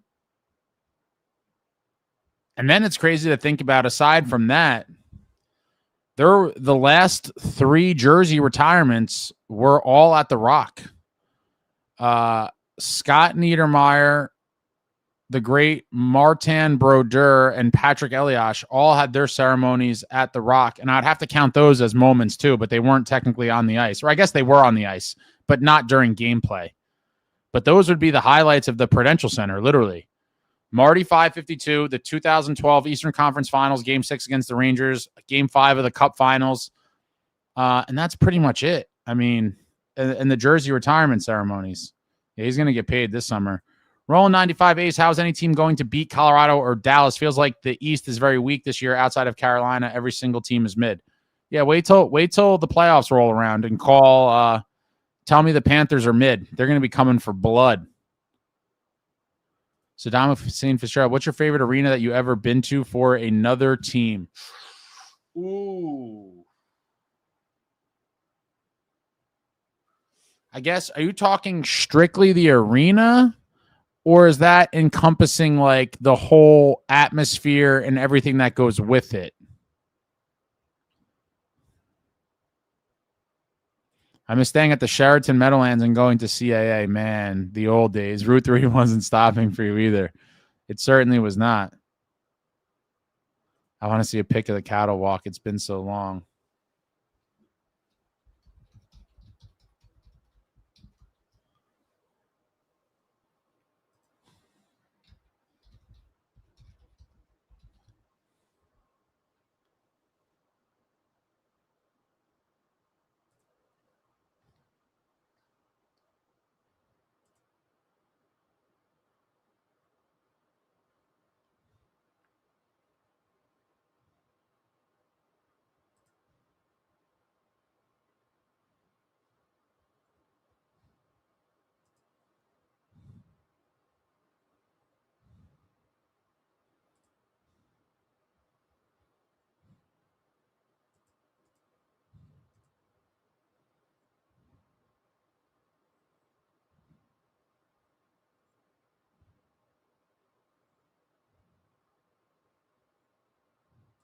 I hate fish too. Snow. I don't do the fish either. David Ryan, I'll never get over that Bernier boarding call. None of us will. Terrible. Oh, you guys are talking about the PA announcer? I forgot about that year. Benjamin, 3-1 series deficit against the Philadelphia Flyers in the 2000 conference finals was a big one. Dragged the old lady to every game while on vacation in Florida. Epic series. Epic series. Wells Fargo Arena. Okay. I do like the TD Garden in Boston's always fun. There's always a lot to do over there. And I forget, was it Bridgestone in Nashville? It was a great time. Carney, Asada, Dallas has a great arena. Food is amazing. Doesn't clog up with people exiting. I got to get to Dallas eventually. Roland, can the Devils beat the Hurricanes in a series this season? It would take a lot of things to go their way, but I'm going to say yes. But it's going to, a lot of things would have to go right. Tropical, another hopping spot is Minnesota for Devils Nation, another show out town. So I might, I am heavily considering going to that one. It's actually in a few weeks now. Damn. I'm gonna try to do something cool there. I don't know if it's gonna happen, but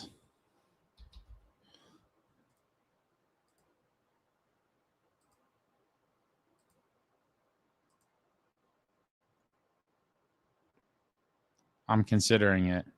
It's probably going to be a last-minute decision. But a lot of people have told me, what's the bar there? Tom Reed's or something everyone talks about?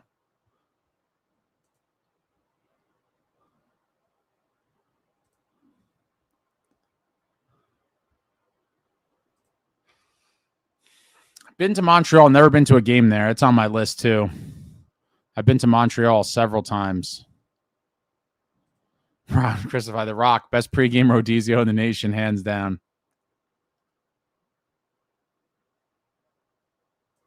Did anyone mention the Flyers broadcast getting suspended for his hot mic? That was pretty funny.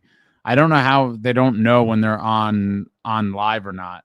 Like, how could that happen? It's funny. After he said it, the other guy was like, I think we're on the air. And he's like, no way. And then yeah. Oh man, it is hilarious. I don't know. I really don't know how that happens, but it was very funny. That was a big kind of story all over the internet for the past the past day or so. Red Devil, the Rock is a nicer building, but Continental had some serious mojo. There's even hockey in the offseason. Remember the Rock Roller Hockey International New Jersey Rock and Rollers? Oh. Did you say Rock and Rollers? Hold on one second.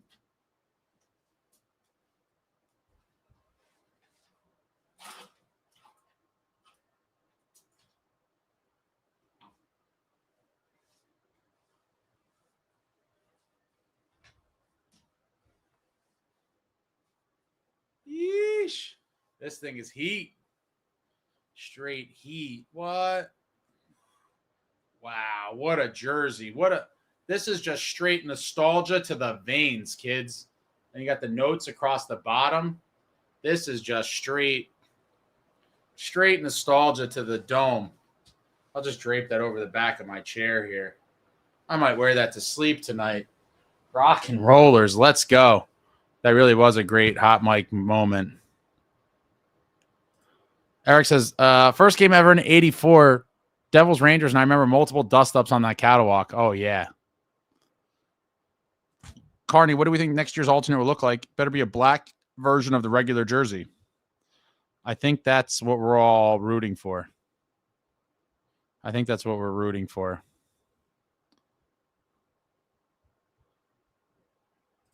Brian, I'll always remember the early days of the Rock $10 ticket line, cut out of school early, freezing my ass off, fending off the crackheads. Doc Emmerich used to come by and give hot chocolate. I did that $10 line sometimes when I was young. And I actually talked to Doc. I forget if it was a playoff game or if it was an April game leading up to the playoffs. But yeah, I talked to Doc plenty of times over the years. What a legend.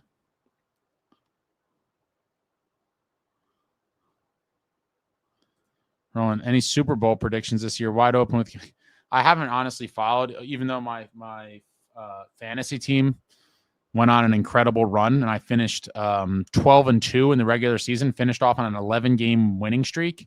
And I am in the semifinals right now, looking to get to the championship game, I believe, for the second year in a row.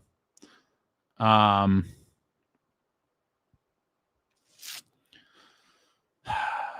a Giants fan. Sadly, I mean, New York football is a mess right now. Super Bowl prediction. I don't know why. I feel like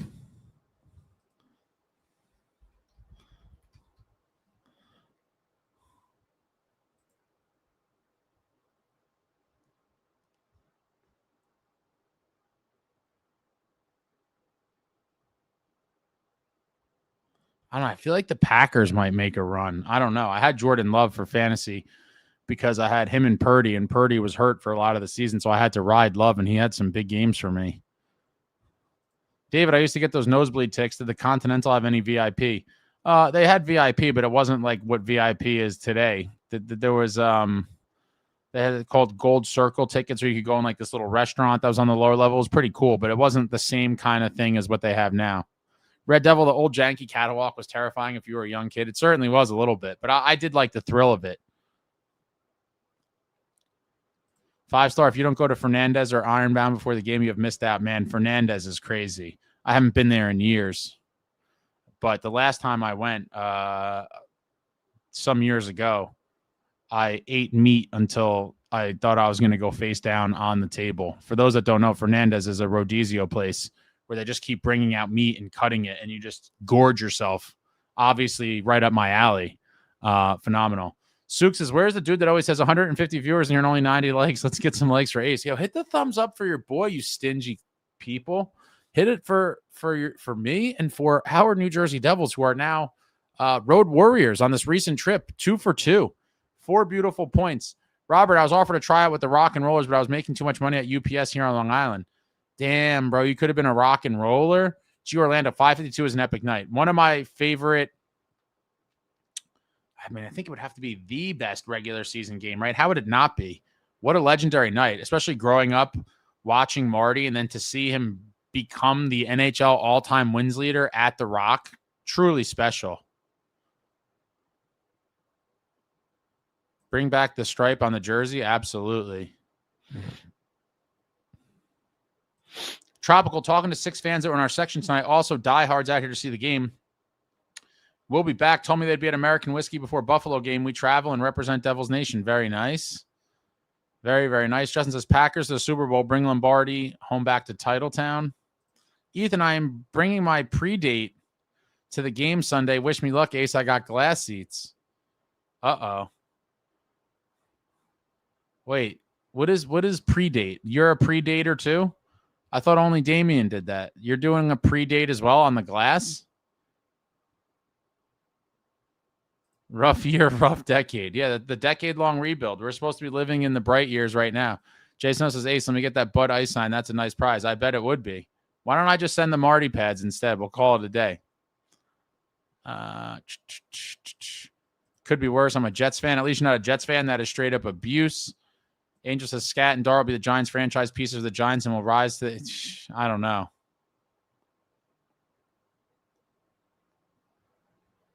David says, I'm here. Hit the thumbs up for Ace.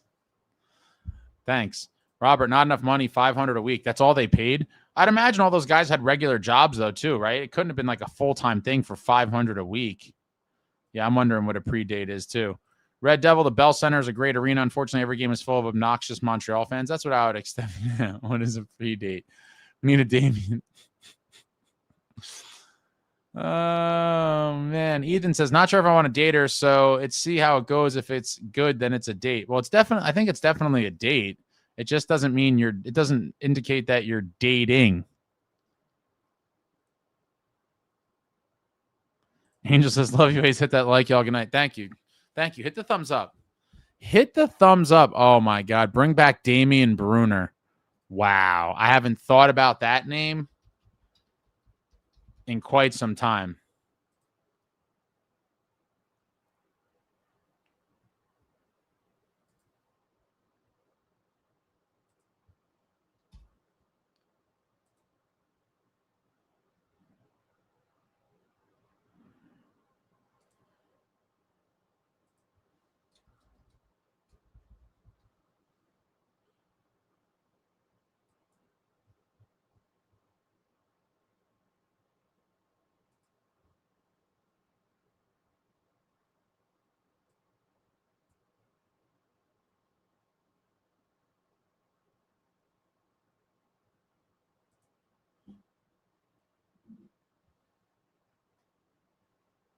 You guys are coming with some throwback names here. Send them back and take them, I guess.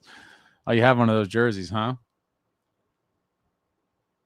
Roland says, Ace, what's your ethnicity? What do you think it is? I'll give you a couple guesses. She's a Rangers fan, though, and you're going to waste glass seats on a Rangers fan on a pre-date? Maybe bring her to the movies. Is there any good movies in the theater right now, by the way? I mean, I think eventually movie theaters are going to close, which sucks. It's funny. I was telling one of my buddies recently that I want to go to the movies soon. I feel like I haven't gone in forever, but I don't even know anything that's in the movie theater. Is there anything even in the movie theater anymore? Man, what a shame. It's going to be another casualty of the modern day technology and stuff. Eventually, movie theaters are going to be super few and far between. Bring back Sammy Vatanen. Oh, my God. You can always count on me to bring up weird people from the past. Red Devil, RHI, the sweetest jerseys can only happen in the 90s. The rock and roller one's classic. Robert says, where's Jamie Langenbrunner? He is the assistant GM of the Bruins. Prod Christify, the Rock needs a few grease trucks in the plaza. Wow, that would be something. Grease trucks in front of the Rock. Bring back Bobby Butler. Bobby Butler. David Ryan says, bring back Tutu.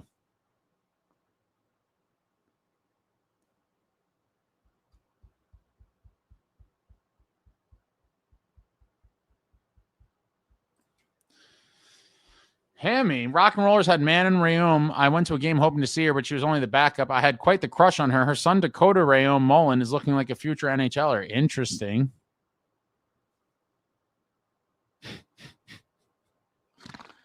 Michael, if the pre-date doesn't go well and someone leaves after, did you ever technically go on a date? Oh, man, young people are interesting these days. Take her to Ruts. Get the Ripper. I like that. Movies do most of the time suck, but there's some movies. I wanted to go see that. Was it The Smashing Machine, the movie The Rock was in about Mark Kerr, the UFC guy? I wanted to see that in the theater, but I didn't. And I imagine the way things work now, it's probably already out of the theater. I feel like that was originally out like a month ago, so it's probably too late to see it. It's probably almost already on streaming. Oh wow, it was already a couple months ago.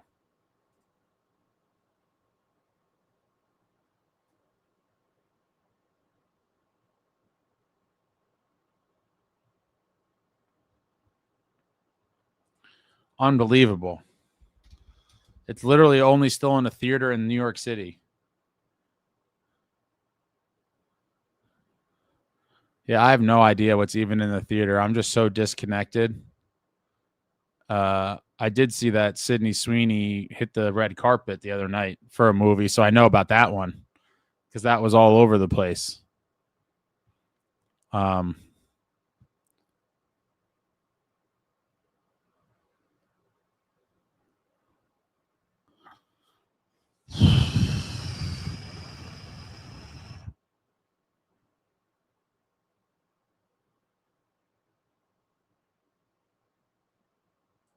Benjamin, I haven't been to a theater since the most recent Godzilla. Everything is complete trash. Wow. Ethan, Ace, I guess I have bad taste for first date. I did Taylor Swift tickets once in an AC/DC concert. Bro, what? You had Taylor Swift tickets and actually went? You probably could have sold them for a fortune. What's going on, Doug? Brian, don't forget 06, the trade for Brad Lukowich and Ken Klee at the same deadline. Dude, Lukowich, that's another throwback. This team needs the A-train. Anton Volchenkov. He was a nasty dude. I was a big fan of his. How could I not? He was heavier, edgier, more violent. Trucked people. Bring back Tutu, Rutu, and Me Too. I went to RU during the grease trucks heyday. I missed them. Same here. They have Are You Hungry has like their little shop on, what is that, Hamilton? But it's not the same as the actual trucks. Going to the trucks late night, that's an experience. That's right up there for me with the catwalk or the cattle walk at the old arena. In college, going to the trucks was phenomenal.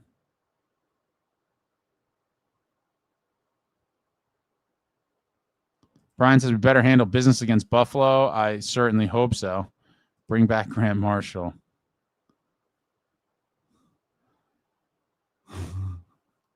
Bring back Daniel Sprung.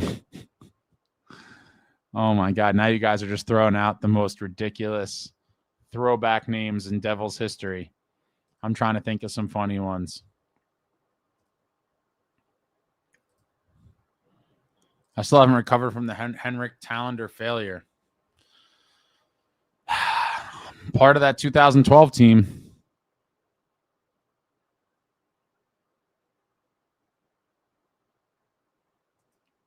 He was a beast, Volchenkov.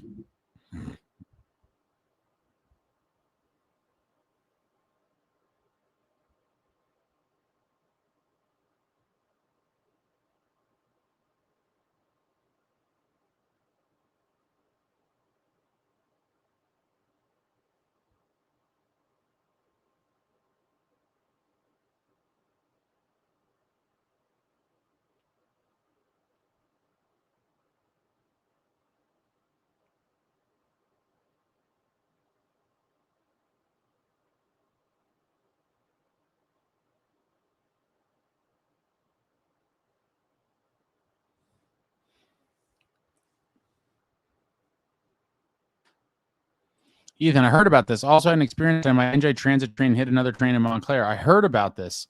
What the hell happened exactly? Jack, what did the Devils tweet mean with 2 eyes about the tweet saying that Devils are getting bodies back? Yeah, some guys are going to be back Sunday. We don't know who. They like to play these games. If it's Jack, that'd be crazy. Wow, Curtis Foster. Jay Snow, what are the trucks you're talking about? So they were called the grease trucks. They were parked on College Avenue in Rutgers, the main street, and they were open. I don't even know what time they closed, like 4 a.m. maybe, 3 a.m., 4 a.m., I don't know. And everyone would go there. There was several of them, and everyone would go there late night, completely hammered, and it was just like a sea of kids. And they would sell what is known as fat sandwiches, which essentially is a sandwich with a bunch of different shit on it. There was a million different kinds, but the one that I typically got was the Fat Night, which was cheesesteak, chicken tenders, Mott's sticks, French fries, and marinara. Fat Night. There was a bunch of different kinds of. There was some with like barbecue sauce, all kinds of different shit. But imagine a sandwich with a bunch of different fried ingredients, and there was a whole menu of different ones, and it was just peak civilization. Peak civilization. Sheldon Brookbank. Get his Ella Pukin interview. That's an interesting one. Yeah, that clip is great. I still remember the clip of Yager. Route 2 to 2-2, 2-on-1. It's all about the Cleefence. Jiri Talusti. Foster, who was acquired and traded again 2 weeks later for Zidlicki. Bring back Pierre-Luc Letourneau-Leblond. What an animal.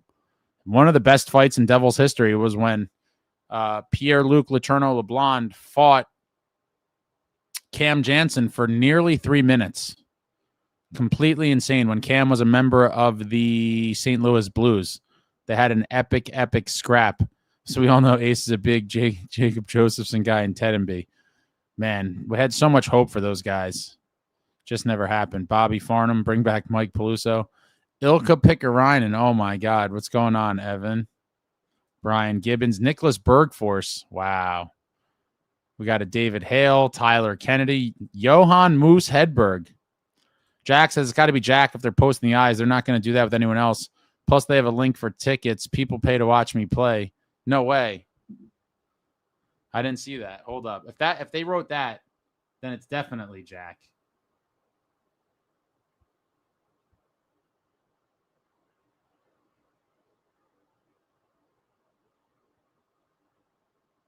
Wait, where are you getting people pay to watch me play? They didn't write that.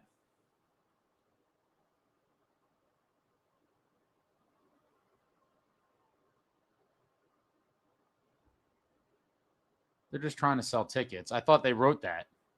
They didn't write that. That was the biggest fake out ever.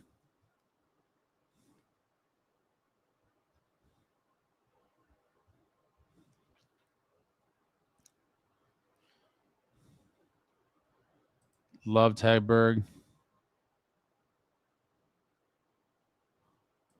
Devontae Smith-Pelly. Fat Darryl.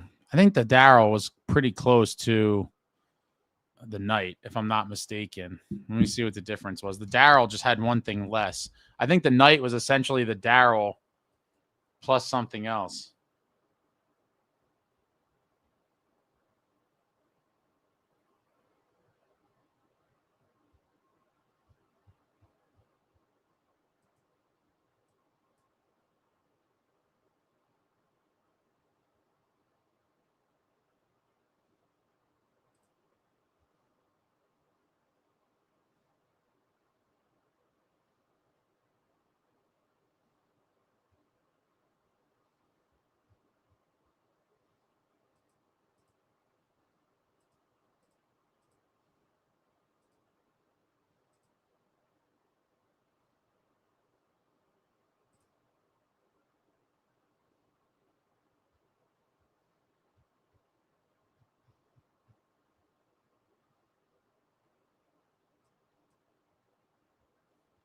I can't find what it has.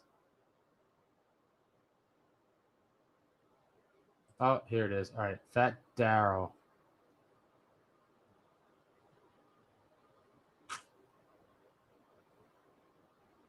Where's the Daryl? Chicken fingers, mott sticks, rise. Yeah, so it's missing the cheesesteak. Yeah, so the night is the Daryl plus cheesesteak. Yeah, how are you gonna say that a night is not better? It's the Daryl plus cheesesteak. You're only getting an extra ingredient. For everybody that's like, what the hell are you guys talking about? This is the place that was like the original truck. I just dropped their menu.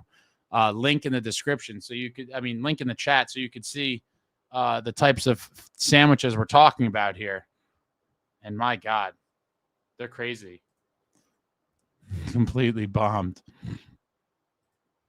Bring back Oliwa, man. Christoph Oliwa, complete beast.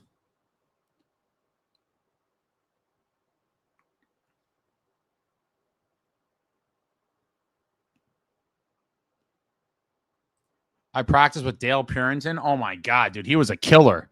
He was on the Rangers for a while. Devils had some scraps with him for sure. He was killer. Jackson, they didn't write people want to watch me play, but they have a link for ticks. So they wouldn't put a link for that if it was just Gritsu coming back. I firmly disagree, man. They're trying to sell tickets no matter what. I don't know how you kind of correlated the pay to watch me play. Listen, I'm not saying that it can't be Jack, but I think that no matter what, they're going to try to capitalize on the excitement of someone coming back. Bring back Lou or even Meyer and Nemitz. Jack sells ticks. Richard Smellick. Wow.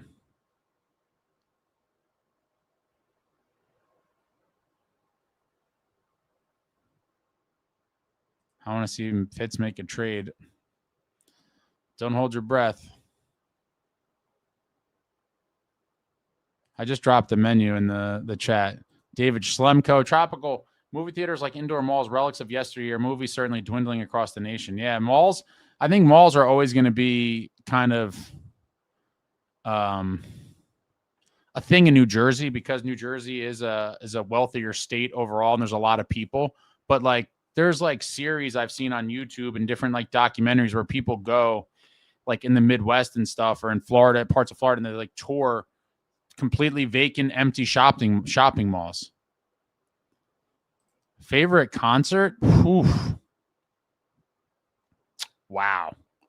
Favorite concert? I would never be able to pick just one.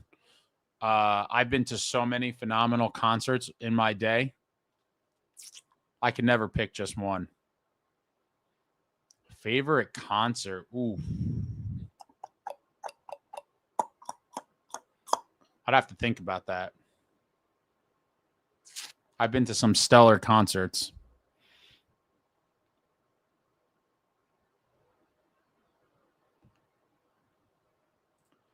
Mark, remember when the Leafs signed Clarkson and tried to make it like he was the second coming of Wendell Clark? I do remember that. He must have felt that pressure so bad. Listen, he got paid and good for him. He was coming off a 30-goal season with the Devils. Yeah, I think they like put a picture. They on the Toronto Sun was like the big newspaper there. They did something with Wendell Clark and him, and he was never going to live up to it. Jack says, Ace, can you guess what Jake Allen, Severson, and Jonathan Bernier have in common? I'll be curious. Robert said, Purinton told me Dano wanted to fight him one game when he was the Rags. He said, no, too much respect. He's a warrior, he said. At that point, it would have been later in Dano's career. He may have gotten busted up because Purinton played definitely towards the end of Dano's career. Yeah, are you hungry? Mike Dunham, another one. Tom Kostopoulos, Tangradi, Matt Carenti, Pascal Rayom, 2003 Cup champ. Michael said if it was Jack, they'd have his name directly stated. You would think so. Stefan Mateau. I love Zubris. Dude was a horse. Zuby really was a horse. Bacchanal Brunch, bro. I went to RU in 2010, and I was pissed when the sandwiches went from $5 to $5.50. They since have doubled. Wild. Yeah, we're living in a different world, man. We are living in a different world. But still, $10 for what they are. Still not terrible, all things considered. But yeah, when I was in college, they must have been. I was in college from 03 to 07. I feel like they had to be $5 back then. Yeah, all my boys are sleeping. I'd love to call somebody right now, but they're all like responsible adults with families and shit. So if I called any of them right now, they would either just not pick up or they would pick up half asleep and curse me off. Like, bro, how much were fatties when we were in college? But they probably were $5. I'm trying to remember.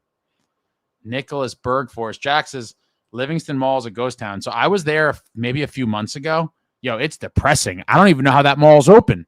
The whole upstairs is basically empty. There's like, I do think there's like a couple stores that like have stuff in the stores, but they're just never open. It's the wildest thing I've ever seen.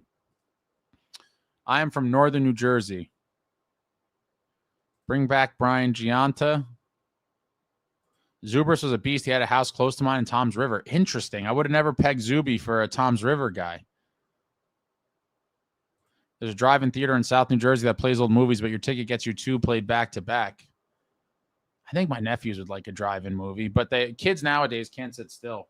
My guys are on the move. Their attention spans are very short. They're like running, sensory overload. The iPad generation.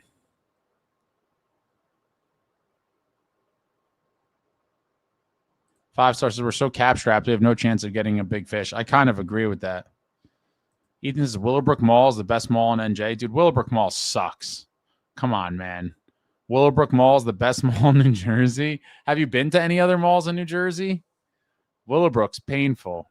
I actually, in general, hate malls.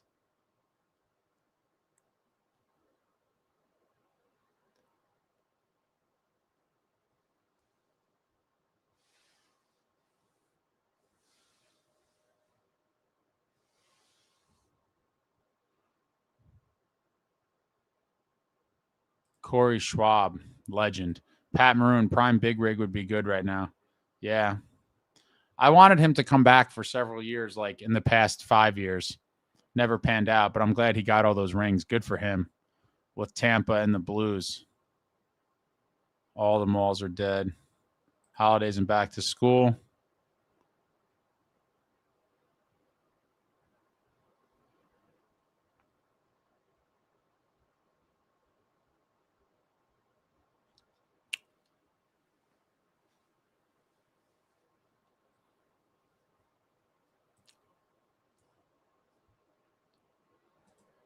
Let me check something here.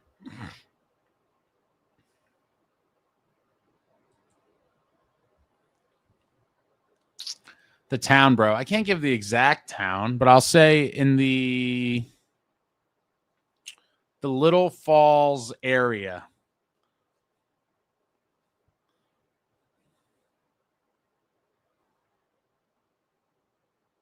In the general vicinity. I practiced. Is this Darius Kasparaitis? I broke his balls because listed at 5'10". I said 5'10" my ass. He's 5'8" like me. They're all listed over what they are. Jason, people used to go to the mall to hang out. Jack, Short Hills Mall is always nuts. Willowbrook, too. Livingston Mall days are numbered. Matter of time before a wrecking ball gets to it. It certainly seems that way.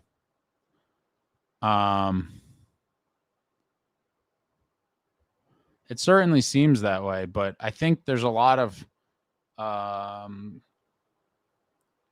it's crazy. Like the Barnes and Noble seems like the only thing that's like kind of alive there.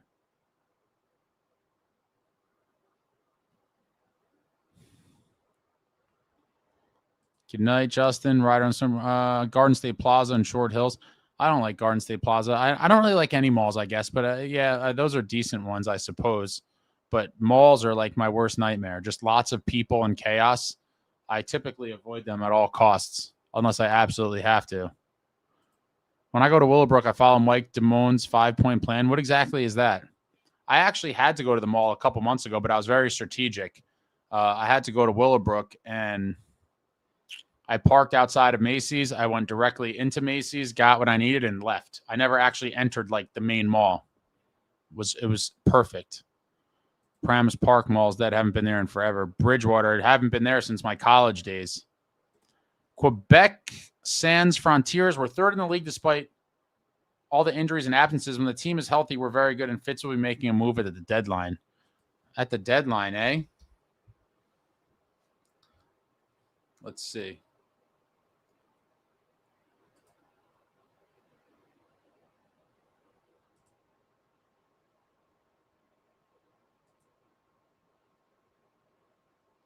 We're definitely not third in the league. You're talking about, yeah, third in the division. Third in the division, like third in the league. What do you, third in the division, pushing the Isles out. And then the Flyers are in that second spot. Oh, man, the Pens are sliding down. I want the Pens to make it. They're still only a few points out, though. It's going to be an interesting race here.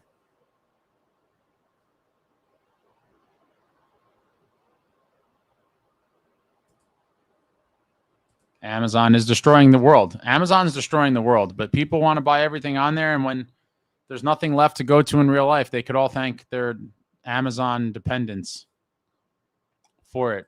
Tropical St. Paul, yes. Tom Reed's huge hockey bar downtown St. Paul. In the past, last of Devils fans will pack place. Shamrock's another one I've hit in the past. Even in Minneapolis across the river, Devs fans show out.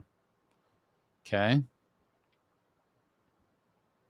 Seems like a Clifton guy or somewhere in New Brunswick. No, New Brunswick was just the college days. Fun times, though. College Ave and Easton Ave.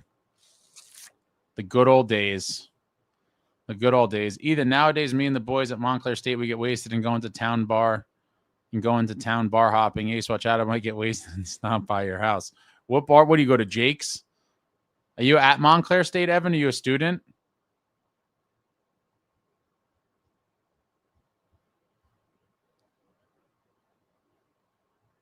My guesses would be Chilean, Portuguese, or Italian. Interesting. I'm going to guess Italian. You are correct.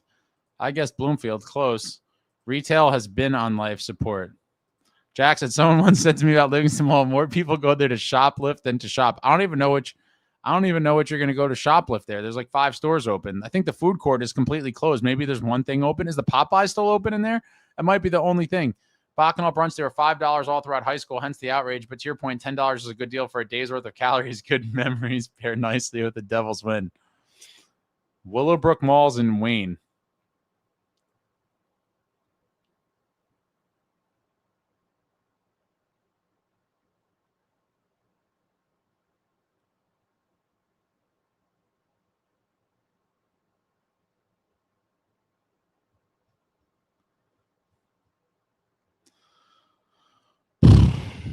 All right, I'm trying to.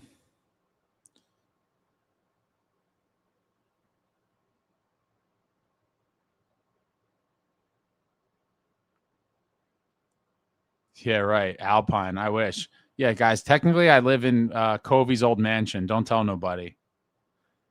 Amazon is monopoly. They are killing my UPS. Wait, is that UPS or my ups? I'd imagine it's UPS. You're a senior on the rugby team. Very nice, Ethan. I didn't even realize Montclair State had rugby.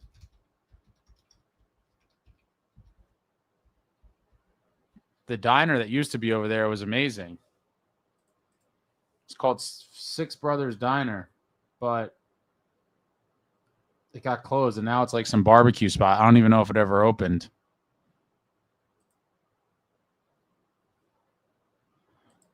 There's a ton of bars in Montclair.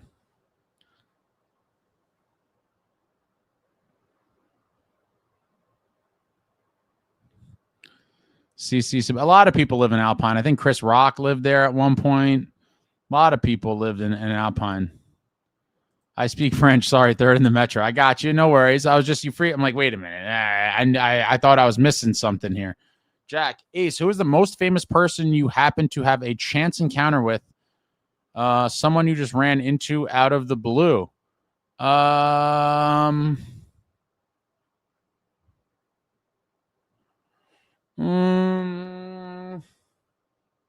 KD would be up there. I showed the picture of KD from years ago. Oh, I suppose Drake is more famous than KD, so it'd be Drake probably. I'd say Drake.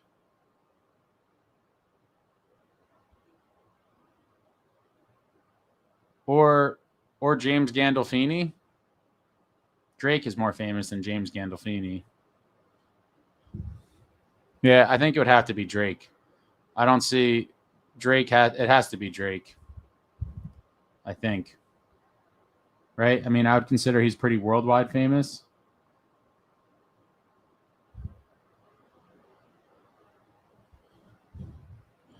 I'll go to Egan's with you, my dude, after a Devils win. If I didn't have a show, I would do that.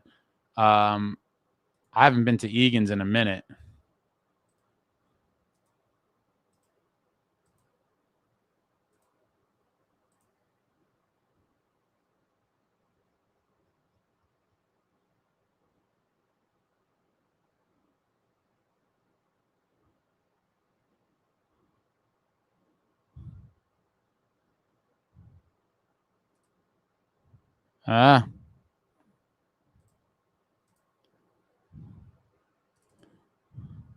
There's me and Drizzy back in the day. Young Drizzy Drake. I would say that's got to be the most famous person. Yeah.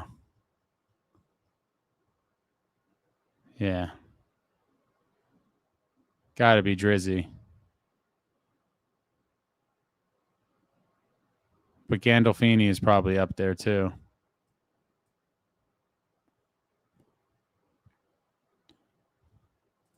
Roland, if Parisi and Covey stayed, would they have won a cup or gotten jersey retired? I'd like to believe they could have had a chance at a cup.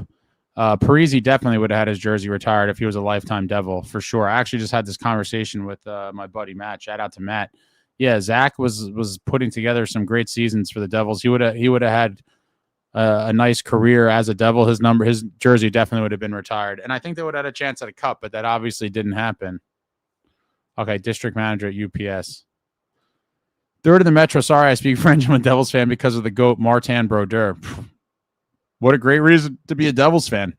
Marty is the GOAT. I actually went to his arena there a couple years ago. Fabor, now a big bar in Montclair. It's a restaurant too. Tierney's Tavern in Montclair. Saddam Hussein, Fitzgerald, New Jersey is pretty dope. I went to Belmar back in the day, got the Shore House and all good times. Yeah, Belmar is a great place. I had a Shore House forever ago. I ran into Corey Perry at a Starbucks. Nice. Poached a 250-pound 16-point with a bow while working on some cell tower at Montclair State.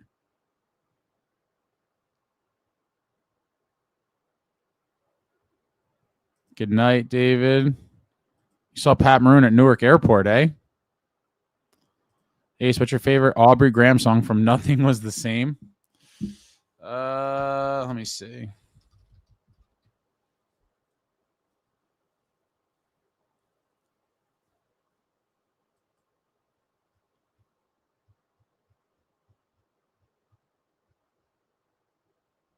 Oh my God, it's so hard to pick.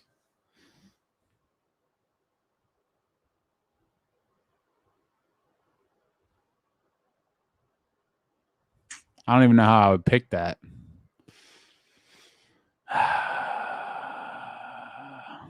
It's a hard one to pick. I mean, started from the bottom's crazy. I do love Wu-Tang Forever.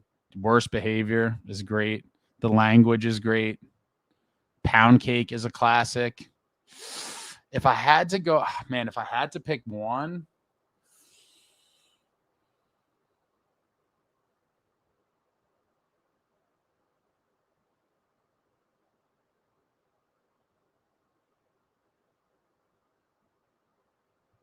personal favorite, I'd probably go.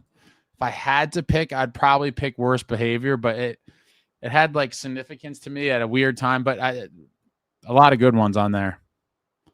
I used to bounce at Bar A. Oh my God, Bar A, what a great time! Beat the Clock. What?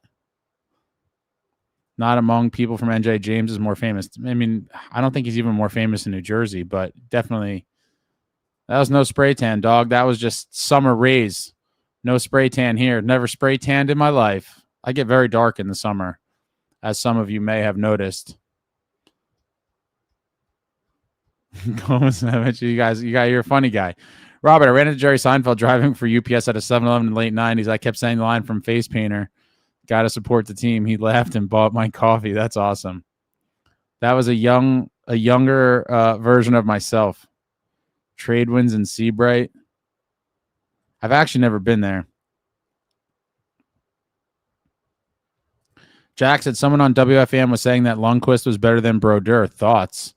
I mean, what is there to talk about? It's insane. There's zero metrics that would support that. Marty is hands down the GOAT, and to even Lundqvist would tell you he's not better than Brodeur. I mean, it's ridiculous. Marty has way more wins. He has 3 Stanley Cups to Lundqvist's 0. He has a million more playoff wins. I mean, there's nothing remotely. There's not one single thing that you could even try to paint the portrait of Lundqvist.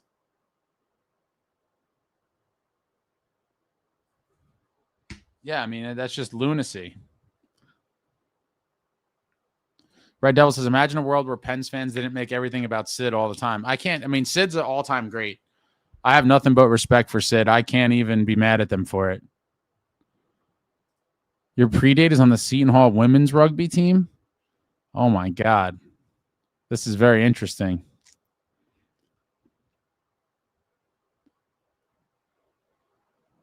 I love Barre. Was it weirder seeing Gomez or Holik in a Rangers jersey?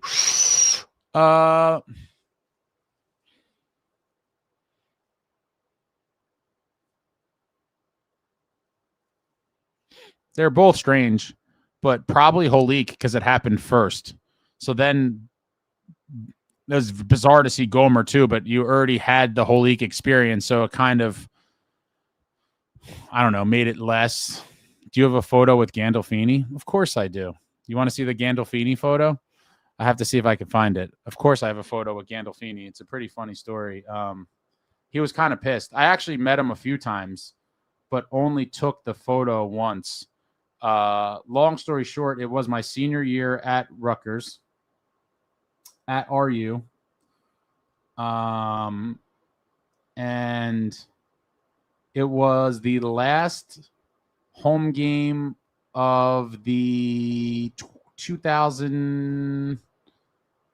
It must have been the 2007 season, if anyone remembers or followed RU football. It was Brian Leonard, famous RU football player. It was Brian Leonard's last home game where he grabbed the sword from the knight guy, the knight that rides the horse, the sword. He took it from him and he was like holding it up. Pretty cool photos. They became kind of famous in Rutgers football history.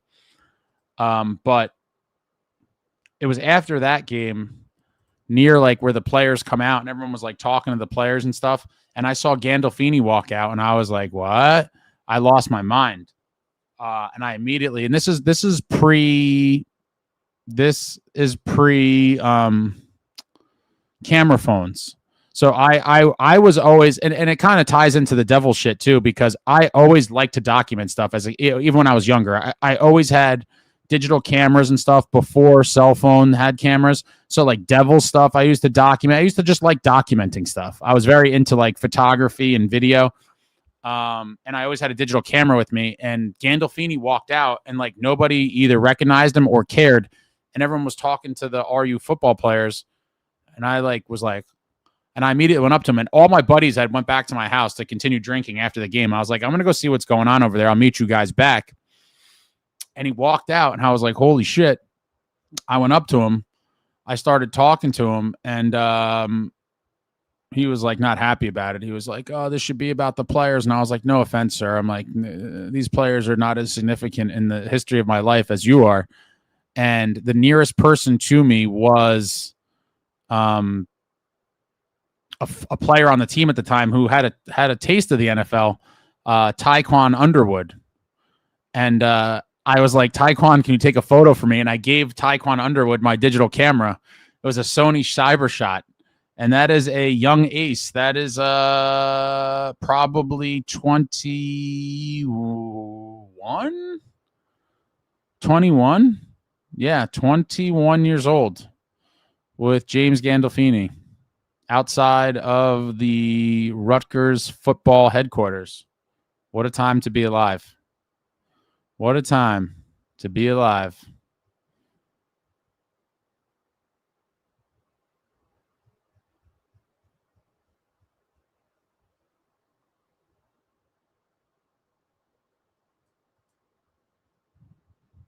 Oh, glory days. The throwback. Worst behaviors are great, and I like pound cake. Yeah, those are all good. All the clubs in Seaside are closed. One of the best spots in NJ is Angelica's and Seabright. I heard from people it's good. I want to go there with my mom. It's a little bit of a hike. I'll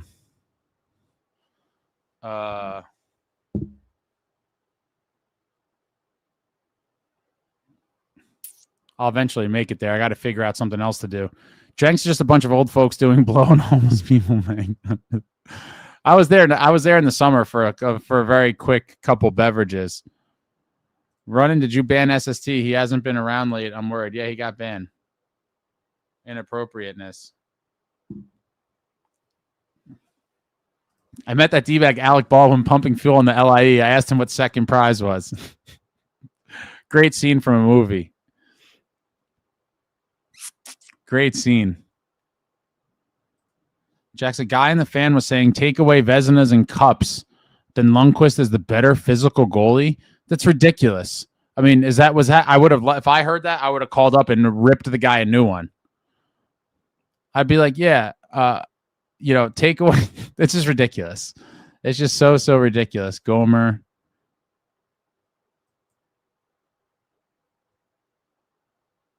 Yeah, the guy in the fan said that's a total idiot.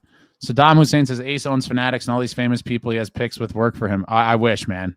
I wish I owned 0.0000001% of Fanatics, a multi-billion-dollar company. Everything changed at Seaside. It's like family friendly. I went there for my senior trip. It's definitely not as grimy as it was back in the day.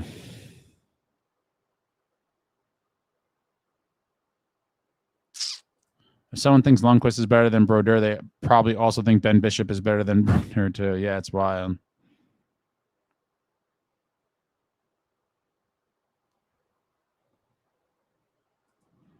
Tony Saragusa? No. I did go to his restaurant a bunch of times, though.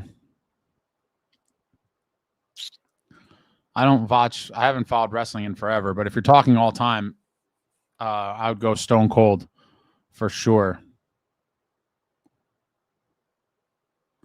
Artie Lang's a legend.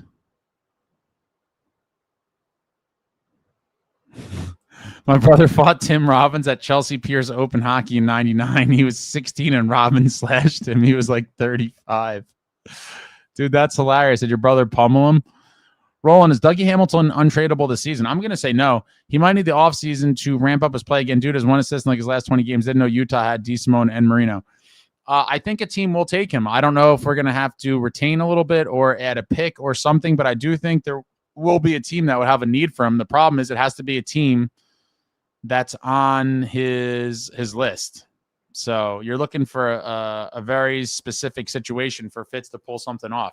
They got to be on Dougie's list. They have to have a need for Dougie. They have to have an appetite to pay $9 million for him or close to it. It's a lot of stuff. Yeah, I can't believe Artie's alive either. The guy's a mess. Yeah, Tiffany's, Sarah Goose's place. I liked it a lot. It's some other thing now. But Tiffany's was great. That was the best years of Howard when Artie was on. He was on there for a while, right? The 5-star Marty played 70-plus games and still posted the numbers he did. It's absurd. Completely. All right, folks. I'm going to take a whiz. And then we'll start winding down. I guess for those that didn't see it, I'll plug it again because I do think it's going to be good. I did an interview the other day with former Devil Curtis Gabriel. Super interesting dude. We talked about a lot of stuff. The interview is going to air. I think it's going to premiere on December 26th during the holiday break, the day after Christmas. It's a long one. We talk about a ton of stuff. But I'm going to go to the bathroom real quick. I'm going to leave you. Some of you may have already saw it, and I apologize. But I'm sure you'd rather see that than nothing. Played with a very young Nico Hischier. I'm curious if you have any good young Nico stories. Right, he's probably back in 2 minutes. A lot different than he is now, I'd imagine. But yeah, any good Nico stories or anything that kind of sticks out to you about that baby-faced Nico Hischier? Yeah, I don't think he's much different now personally because he's such a good dude. I think he's probably only gotten better as a guy in a ways. He is amazing, man. He really is. I didn't know what to expect from him, but he's the leader a team needs. He's not the leaders I had in Minnesota. He's a team guy. He gets along with everyone. He can hang with everyone. He can chameleon into everyone's kind of thing that they like. He works his freaking bag off. He's so skilled. I would take that guy on my team any freaking day. I mean, and then just shows everything. When I actually went to a Devils game in Nashville post-career, and Nate Beliveau, who's still a trainer with the team at the time, brought me into the room and got to see the guys and how they welcomed me back, and just the smile on Nico's face seeing me and so happy how I was doing well and better. And even though I wasn't at the time, meant a lot. So yeah, let's just say that guy knows how to have fun to a point where it's not too much. It's the right amount. He just gets it. So I'm very curious now that you said all those nice things about him. A lot of, I don't want to call them uneducated, but a lot of fans that did grow up or follow the team in a time when I did, where we had a very kind of opposite type of guy in Scott Stevens, very opposite in both kind of demeanor and gameplay. A lot of people are not really used to the type of leadership that we see from nicohischier, and a lot of people have, some insane takes regarding Nico. But what can you say in terms of what you would imagine his leadership style is, and how guys could still take to that, even though it's not the fiery, go kill people kind of Scott Stevens persona? Very interesting insight when he, goes on to talk more about Nico. But we talked about a ton of stuff. We talked about Bratter, all things with his time with the Devils, some of the good scraps he had, moments throughout his younger days, all kinds of stuff. He actually had Scott Stevens as an assistant coach in Minnesota when he played with the Wild. We talked about that. He shed a lot of light on that, made me want Scott Stevens on this coaching staff or in the organization even more. I talk about losing mentality and all the things I talk about, nowadays. Stevens, man, he had nothing but great things to say about Scotty. That's in the interview, so definitely check that out. That'll be coming out the 26th. Excited for you guys to see that. I got to finish up the edits, but it was a really good one. I had a lot of fun. Curtis is a super nice guy and great stories, great insight.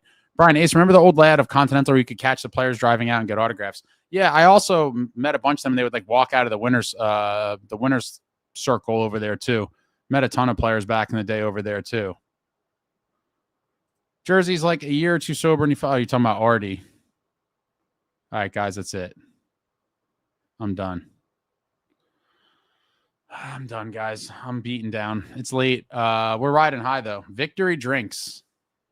Cheers to all of you for coming out. They taste so good. The sweet, sweet nectars. The sweet nectars of Victory drinks on back-to-back games. Hopefully we have them again Sunday night, and we hope to have them again Tuesday night heading into the holiday break. I would love nothing more than for this team to be riding a 4-game winning streak going into the holiday break, which hopefully has very different results afterwards than what we saw after the holiday break last year, which just was a tragedy. The holiday break was just an absolute tragedy last year. And hopefully we see different results this time around. But tonight, the Devils win again, 2-1. 2 games in a row. The New Jersey Devils win by a score of 2-1. Tonight, they do it in regulation. Jacob Markstrom with a massive, massive performance. Hopefully we see some more of that from him down the stretch or for the rest of the season. And we're feeling good right now. Feeling really good. Devils win.